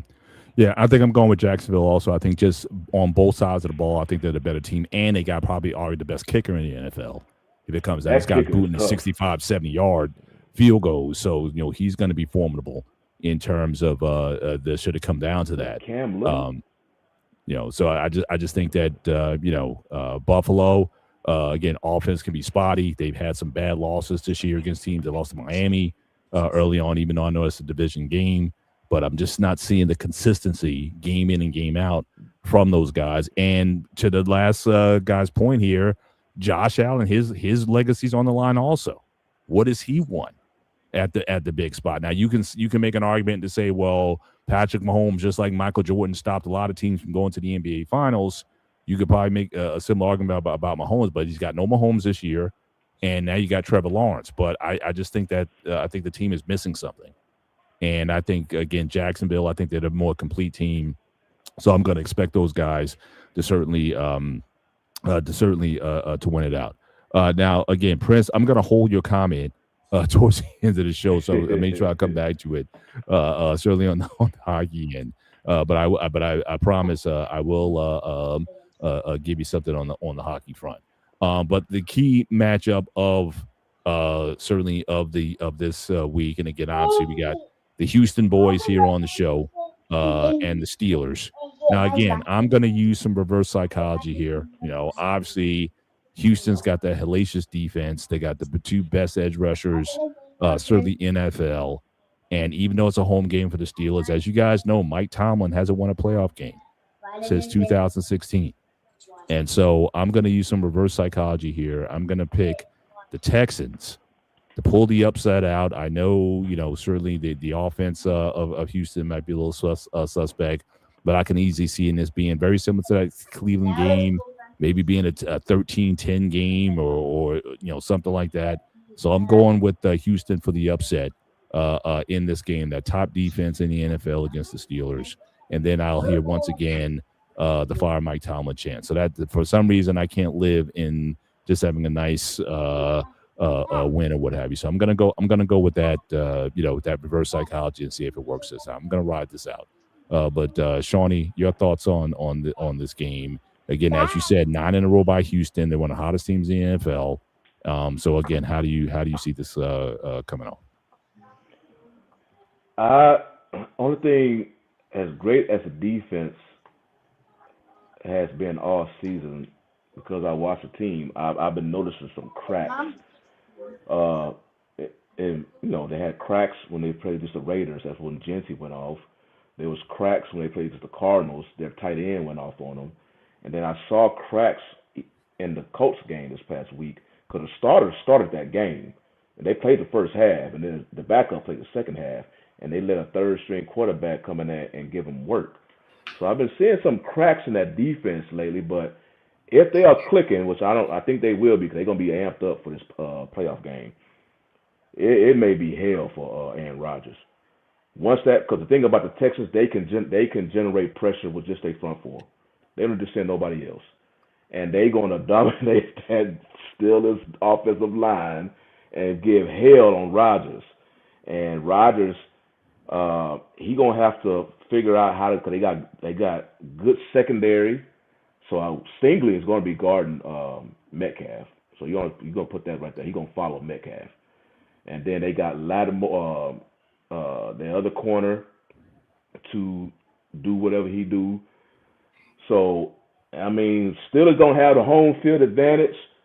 I believe if the Texans is clicking, it's just defense. Because you see, I'm not talking too much about the offense. C.J. Stroud has not been the C.J. Stroud from his rookie season. He's been rescinded since then. Now, he'll make some plays, and then other than that, they settle way too much for field goals. But the only thing about it with this defense, you give them 20 points, that defense can deliver you a win. Mm-hmm. So, yeah, I think if that defense is clicking, and which I think they will be because they're going to be amped up for this game. It's a Sunday night game, too, so all eyeballs are already going to be on them like they are any other playoff game. But, yeah, it may be a long night for your Steelers, in particular Rodgers. Hey. Coach, your pick. Beg to differ, man. Again, man, you got those Texas. What's the temperature down there right now, Sean? About 72, 75, something like that. Them But dudes listen, ain't gonna care about the weather, man.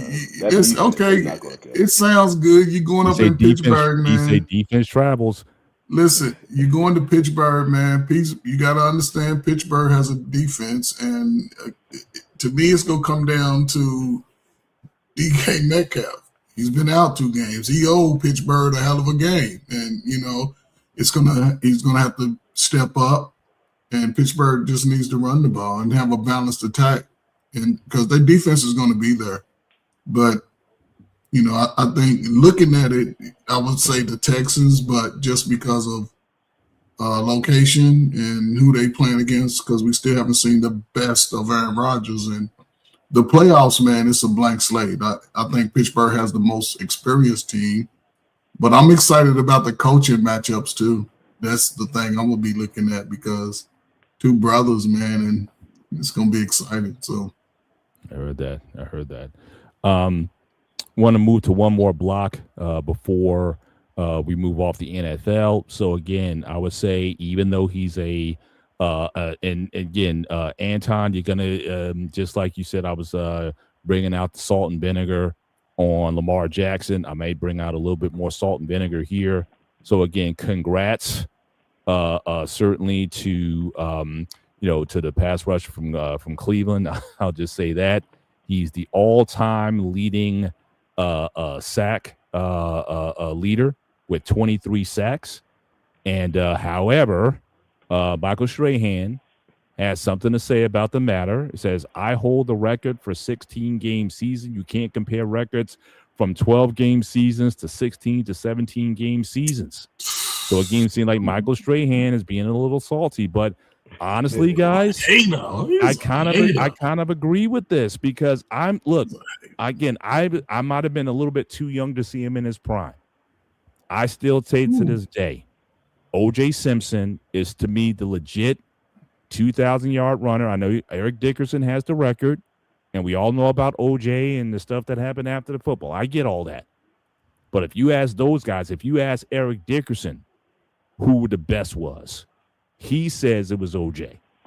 So O.J. did it in 14 games, had no offense. He didn't have a quarterback. He had Joe Gibbs and whoever else was there. He had, had no offense. He was the offense, and he still got 2,000 yards in a 14-game season. So, I think, something valid. I mean, you can make a case, even in baseball, Roger Maris should still be the home run king, because he hit 61 home runs in 154 games. So if you want to talk about records, I get it. Everybody wants to add more games to the seasons and whatnot. And they talk about the NFL, they want to go to 18 games. But all these records, which are part of the game, are they going to mean anything? They talk about the Miami Dolphins 17-0 season. Well, we know the regular season 17-0, so they can't win it. And that's, to me, that's the only record that would be legit. If a team goes, I guess 19-0 or 20, whatever, how many games you got to win? I guess 20-0. That would be legit. Mr. Benny, how you gonna have a game go evolve? You like, hey, it started with LJ, it stops with LJ. Adding games to the schedule, then running, rushing records, wide receiver records, quarterback passing records. Does that mean anything? Well, we don't have that conversation with no other sport but football, because I'm just saying, that's what I'm saying. The undefeated season might be the only record that's worth recognizing for the game evolving, for adding more games to the season. If someone goes if that's the case, Brother Bennett, you might as well just take away every other record, because Strahan, I'm just saying, it depends on how you look at it. No, you have a point. You have a point of saying, hey, I played 16 games, and they've only been playing 17 for 5 years. But what I will say is this: there are some records that are so unattainable that I don't know if they're going to be some of them in a 16-game season may not be touched. Nobody has sniffed Peyton Manning's passing yardage record. Nobody's sniffed that in a passing era. So it's like some records won't be, but I understand it from the standpoint of, hey, you had this record under this amount of games. So if you want to feel like, if you want to put it to that way, it's like, hey, I got this amount of stats in this, game. I'm not tripping on it. He said it kind of tongue in cheek with it anyway, because, kind of smiling and joking, but there was some truth in it. There was a truth in it that he feels that way. So it's like, hey, if he And feels he that way, only that's got it fine. for like another Get half out a his sec. feelings, man. If he He went broke that somebody last else's game, record. he had two games to get the record against us. He couldn't. And the reason y'all didn't win that game because y'all were so focused on him not getting the record. We know Metcalf that, but they were just like, get the ball out quick, get the ball out quick. 26 sacks or 27 sacks or something, you can average it out more. But again, he got a half a sack with one extra game. He got a half a sack more, but he gets the accolades as the all-time leading sack leader. It's not even close. I put it like this. We don't have this conversation, this issue really with no other sport but football because When Mark McGuire had the home run record, he got 62. And he said Roger Maris, in fact, the Maris family was in the game. But baseball, but this is the point. Baseball and basketball, MLB and MLB, I'm sure they played today's game played more games and there's more teams, but generally the amount of games for those two leagues are not screwed with. It's the style of play. Basketball, the offense is different. They shoot the ball, they shoot more threes. Baseball, they did their rule changes to allow more home runs and stuff. It's the style of play. Football, they not only have a style of play, but they the sport that keep adding games. They keep adding games. Hang on, I got to disagree. They've constantly evolved the game. Again, the Mel Blount rule that came out in 1978, meaning but Mr. Benny, but that's what I'm saying. To have more offense. That's what I'm saying, though. In the other leagues, it's generally the style of play that have modified in these generations of players that allow in basketball. They shoot more. There's more offensive focal point now. Like they more threes. So records are more tend to be broken in today's era of basketball. Same thing can be said about baseball.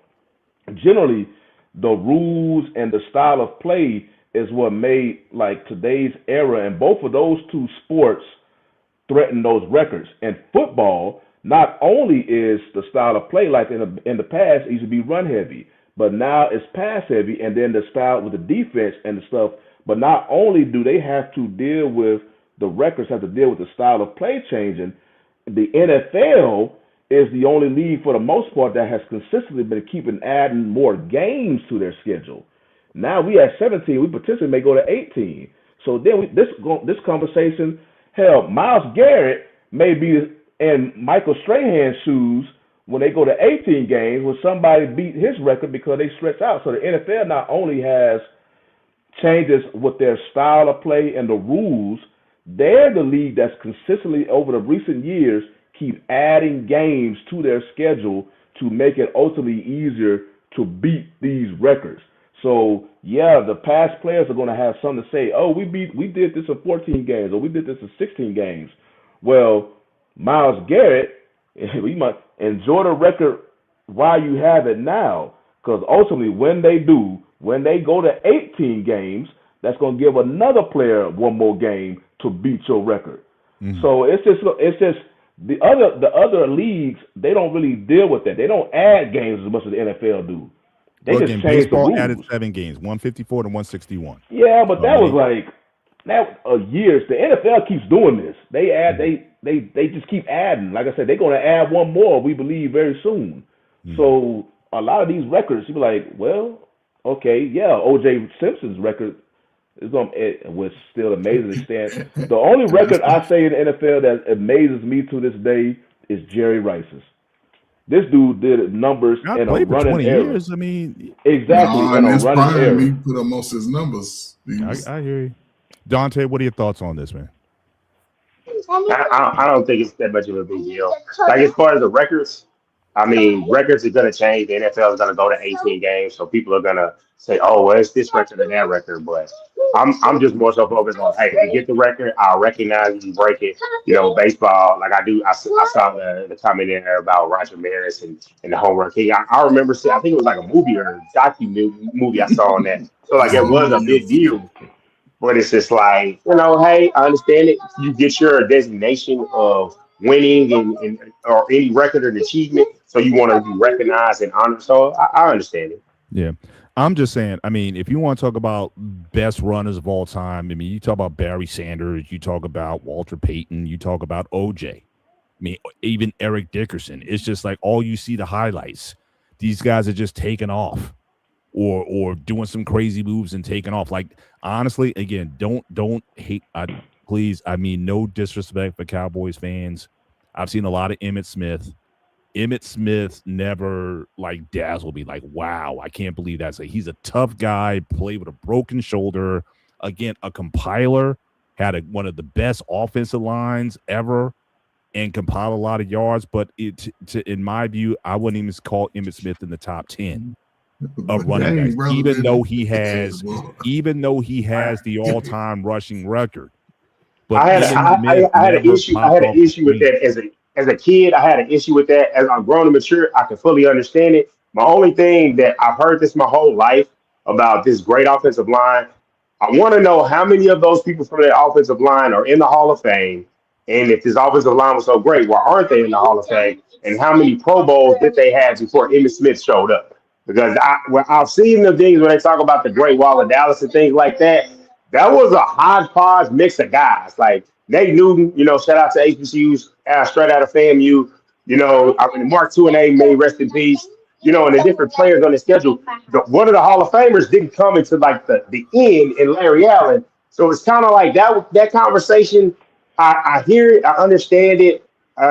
He did have great performances. We've got to have a conversation about compiling. Unless we're talking about guys with 10-year careers like an Aaron Donald, I don't think it's right to kind of call people compilers, because by that case, at the end of like a Larry Bird's career, he wasn't the guy he used to be. That could be considered compiling. So that's one, in the off season, I would like to have that combo, but I don't get mad at that one anymore about the saying, hey, Emmitt's not in this place or whatever. I'll see the highlights and I look at it and it's like, hey, I know I'm emotionally attached to it. It's one of my favorite athletes, so I try to stay out of that combo. Yeah, and again, in some of those lanes he used to run through, I'm like, is he even working hard? Like, I never saw him juke. Like, you saw Barry Sanders just like guys juking guys out of their cleats, or guys just running over. I never saw him run any of that. I'm just saying, pitch to Al to Emmitt. Oh, Emmitt goes in. There he goes. It's like he's got my whole thing about that, Mr. Bennett, is if you get a chance to play and have them opportunities, you have to capitalize on it. Oh, 100%. Because you've seen other running backs had good O lines, but they clearly. And then, but the biggest thing I give Emmitt, because he was so dependable. He was able to play as long as he did. Very tough. No, I mean, especially tough, you see in the league hard, today. Yeah, they don't play. They don't get as much snaps, but they get hurt more. No, I will give Emmitt this. I would give him probably the biggest heart ever. I mean, that game where he had a separated shoulder and still came in there and still dominated the way he did. I mean, he gets kudos from me from that. Because I'm just saying, when you look at these other running backs, I never was impressed with his running style. I tell you this, when I listen to you, regardless of that, if you to play football, you would have a total different opinion about it. Because you would be like, yeah, he was the man. But again, be a total you take the elite. And I can get it. You got those elite, and you like, hey, if you ain't right there. I'm just saying he's the all-time rushing leader. But again, go with the names. Who you picking? Who you picking over him? You picking him over Sweetness? No, definitely Walter Payton. Hang on, let's have an exercise. But again, you talking about Sweetness though. Okay, and I just said it. Okay, Sweetness, Dorsett, Bird Sanders. He's talking about those pinnacle running backs like nobody. Yeah, that's what I'm saying. That's what Earl he said. Campbell.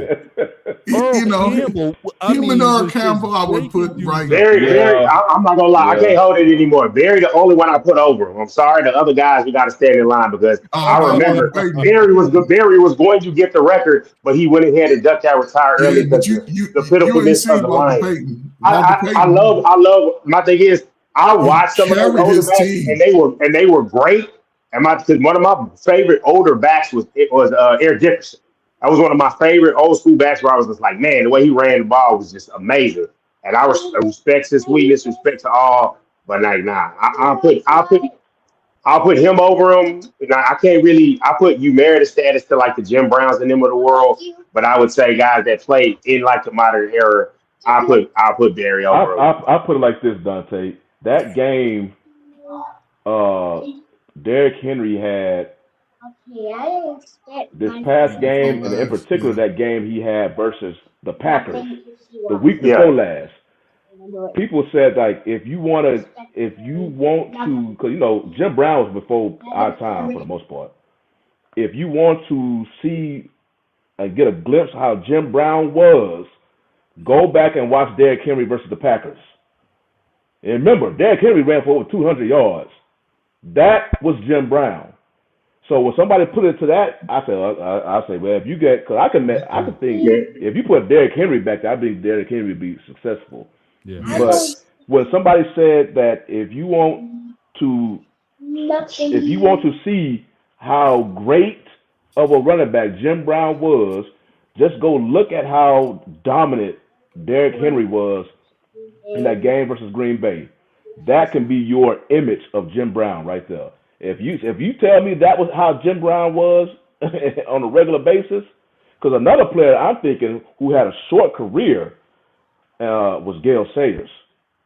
Yeah. And he just had a short career. So there was dudes back then who were dudes. So I can't. Hang on. Would you guys? All right. What about AP? You taking AP over? He's one of my favorite running backs. I mean, he's one of my favorites, but I'm not saying he's one of my favorites. You keeping Emmett over AP? Wow. I would have to because of the longevity of Emmett. AP, because I put Derrick Henry now over AP. Because I think they skill set is about the same. They run stuff about the same. But Henry has had a more longer, he had more longer time of success. Yeah. But just to show that, again, compilation and everything, again, Frank Gore is number 3 in the all-time rushing list with 16,000. Now that's a compiler. That's a compiler because he never was a guy that, hey, when you line, like even at Miami on that stat roster, you was like, okay, he good, but you felt like Willis McGahee, he was the guy. When he got hurt, Willis was the guy, and then everyone else, Clinton Portis was the guy. Clinton Portis was a dog. I hate he played for the Redskins. Oh my gosh, he was amazing. Yeah. But Frank Gore, like, nah, that was always my one. When people put him up there, it's like, bro, and then like he got the Shaq thing where it's just like he got 1 million jerseys. Bro, you wasn't that special. You had to go to all them teams. Now Shaq, okay, we understand the NBA, you were dominant, you went team to team, but like, nah, bro, didn't nobody just love you like that? Nobody. Like, nah. He's still obsessed, but Shaq's numbers when he's especially late in his career, his numbers just fell off. Frank Gore trying to maintain a level of consistency regardless of where he's at. He's gonna give you 1,100 yards. He's gonna give you 1,100 yards, but he wasn't gonna be as good. He wasn't gonna be like from that group. I've somebody's definitively better than him. Edgerrin James. He came out of the gate like we got rid of Marshall Faulk. You came in, I think it was like 1,400 out the gate, and it was just like. That's what I'm talking about. Like instant, just it was amazing. Gotcha. Last block of the night, gentlemen. So obviously we haven't had a chance to talk a lot of CFP. Lots of upsets. Again, I had avoided the first week because again with James Madison. I mean, just these other teams that were there. I mean, I didn't think they would necessarily do well. But again, shout out to Miami, who has certainly. This is almost sick to me. As much as I hate the Cowboys. I probably hate the Miami Hurricanes even more, but the same player for Michael Irvin. And so clearly he is, taking his belt off and doing all kinds of antics. So, again, having to deal with Michael Irvin every week is almost unbearable. But you got the 4 teams. So you got Oregon playing number 1, Indiana, and then you got Ole Miss and Miami. I think this is a good slate of games is just interesting. So all the guys left in there are from Saban's coaching tree, which is also interesting. So again, you got the games coming up. So if you guys want to do picks on these games, is Indiana, are they the favorite now, certainly to win it all? Or do you still think there could be some upsets here? They look pretty dominant against Alabama. So I think Indiana has been looking like the best team, both sides of the ball right now. One thing though, I think is very important. I don't think Ole Miss, besides the players in the locker room, of course, but I really don't believe that they believe that they was going to be able to beat Georgia, even though they played them close the first time they played in the regular season. And I say that because this Lane Kiffin decision, him going to LSU, it really put it motivated them. Yeah, but it put them it could have really screwed them over. I say that because they didn't believe that they was going to be this far in the playoffs. Right now, Dante knows this probably better than anybody. Right now, we in the middle of the transfer window, portal window. Right now, Kiffin is was trying to recruit some of his Ole Miss players because he believed, which I'm pretty sure some of them, they season would have already been over. So, hey, come on. Y'all go ahead and transfer with me over here at LSU. But because Ole Miss kept winning, now, because Ole Miss was in a situation where they could have lost some of their players who would have hit the transfer portal because they were going over there to LSU. They could have lost their players. You heard all week about what the decision the coaching staff was going to do because they literally trying to split time between LSU and Ole Miss. So that Kiffin, it had some collateral damage with them. And we really didn't know until they finally came out to, like, what Ole Miss team will show up versus Miami. Because they could potentially miss some players. The quarterback already came out and said, I'm coming back. He could have potentially been gone. The coaches could have been gone. So I think, and who knows, if they beat Miami, that conversation can get renewed again before the championship game, because they only have so much time to recruit these players. So it's interesting with this Ole Miss thing because I don't think they would look at they're going to win because this whole Lane Kiffin thing, it could potentially screw them over, but they doing it, they winning in spite of. So I'm happy that the players are doing that. Lane Kiffin, you got to sit this out. You might have to recruit them next year or something. Yeah, he's looking bad, and I gotta jump in real quick. I put the kids to bed, but I'll say this: Lane Kiffin looks so dumb right now with them continuing to win, and I know he's rooting against them because it's probably gonna look like Coach Matt Campbell that went from Iowa State to Penn State, where it's like 19 transfers followed him. He was expecting that same thing and think, okay, it's nice, you're gonna beat the little team, but then lose to Georgia and everything was cool. But with that said, I think he's gonna get his wish. I think Miami's gonna win. I think I'm all sold on that formidable front. And the fact is, like, I'm not sold on Ole Miss. I felt like, hey, they got a little lucky to beat Georgia. I think Georgia was the better team, but I'm certainly think Indiana is the favorite, and I'm going with them to beat Oregon again. And just this transfer report. And then what's really gonna be interesting once it becomes just the final two, the transfer portal, it opens up again for those teams now that their season's over, and it's just going to be a crazy mess. And I'm thinking Indiana versus Miami for the national championship. So that's what I got. Oh gosh, I can't tell Michael Irvin. I can't handle it. If we win the championship, Michael Irvin will be all going to be up there preaching. Yeah, he's out there preaching. You can jump. Crazy. And I forgot. I didn't get my pick. I got the Texas beat the Steelers. I got the defense. I know we talk about the cold weather, but physical defense travels, and I just don't. Especially with Derek Stingley Jr. being able to match up against DK versus Metcalf. Metcalf, his matchups with elite corners sometimes, like a lot of guys, goes a little so-so.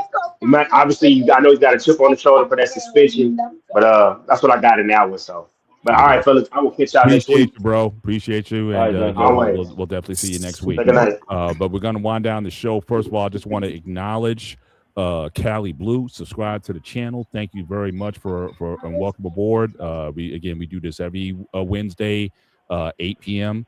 Here on the channel. And I do want to certainly, I got one more super chat that I must acknowledge.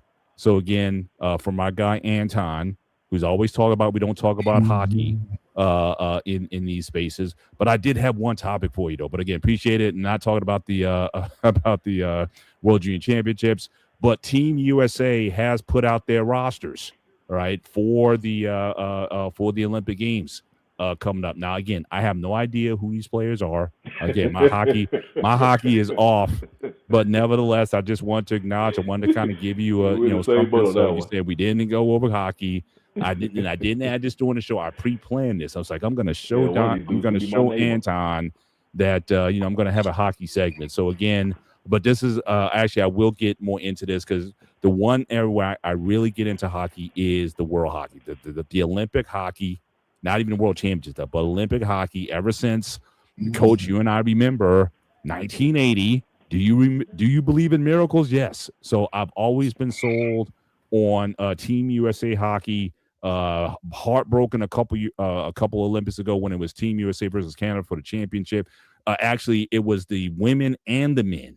Team USA and Canada, and they lost it late, both of them. I was shook from that Olympic game. So hopefully they can we can do it again, have Team USA and whether it be men or women. Hopefully they can certainly get it together. But again, I got Anton. I certainly wanted to certainly acknowledge the hockey. That I am listening, and I will get better. And again, we're still waiting for you. Let us know when you launch your channel talking about hockey, because not too many brothers that I know of follow it, and certainly you are very knowledgeable about it on all levels, from amateur all the way up to world and professional. And so, certainly, I want to be able to give you a spot to talk about this, and maybe we can even plan to have a show where if you want to come up and talk about the roster when it comes to this. Certainly you're going to be welcome to do so. But we're going to go into to close out the show. Final thoughts. Sean, are you still there? Yeah, I'm still here. All right. So if you have final thoughts, and as we land this plane. My final thoughts would be over college football. I like the fact that she's supposed to be in bed right now. I like the current. Was it 12 teams we in? I don't want them to grow to no 14. I only think 14. I think they're saying 16 because it's going to be what people was talking about the first round with like the Tulanes and the James Madison. It's only going to get worse if you're going to add 16 teams. Even though I do like the fact that those respective schools get to enjoy or experience college football because it brings them money and whatnot. That I do like, but as far as the fact that everybody complains about the level of competition and them first games, it's gonna get worse. So we already know that, and if the NCAA decides to go to 16 team playoff, then you already know it's just all about money, which I'm not surprised because I put the way the NCAA is ran, they almost no different than the IOC than me right now. Mm-hmm. Yeah, for sure. Coach, final thoughts on your end? I mean, I would be interesting to me if they would add another team or two, but I think NIL is going to continue to have a roller coaster effect on the college game anyway. So it'll be interesting over the next couple of years. But as far as the NFL is concerned, man, listen, man, this is a great time for football, man.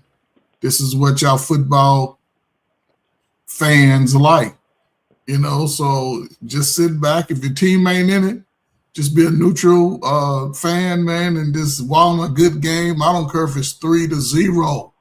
That means both teams fought hard, man, and if your team lose, don't be going around waving your father coach banner. They made it to the playoffs. But no, man, salute to everybody, man. Great show, man. So let's get ready for tomorrow night, man. It's going to be a great game tomorrow. And, hopefully you don't lose all your money betting on the game. I put it like this, Mr. Bennett, before you give yours.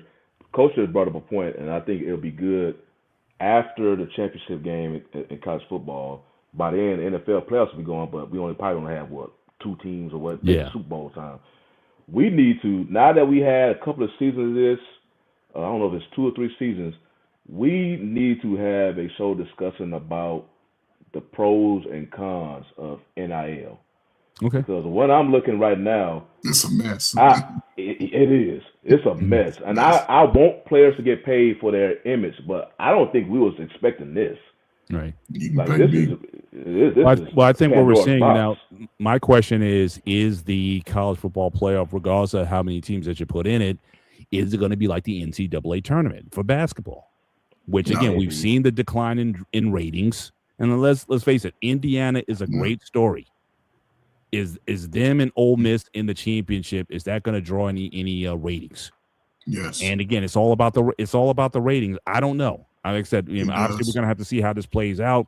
But if you're going to have these teams getting into the dance that no one really cares about, the big teams, again, Notre Dame, a lot of people felt got snubbed this year. So as long as that's going to be going on, I don't know if they're going to go the path of where college basketball is at, which I have no interest in. One comment. He's saying no college. Yeah, we definitely got to discuss that because.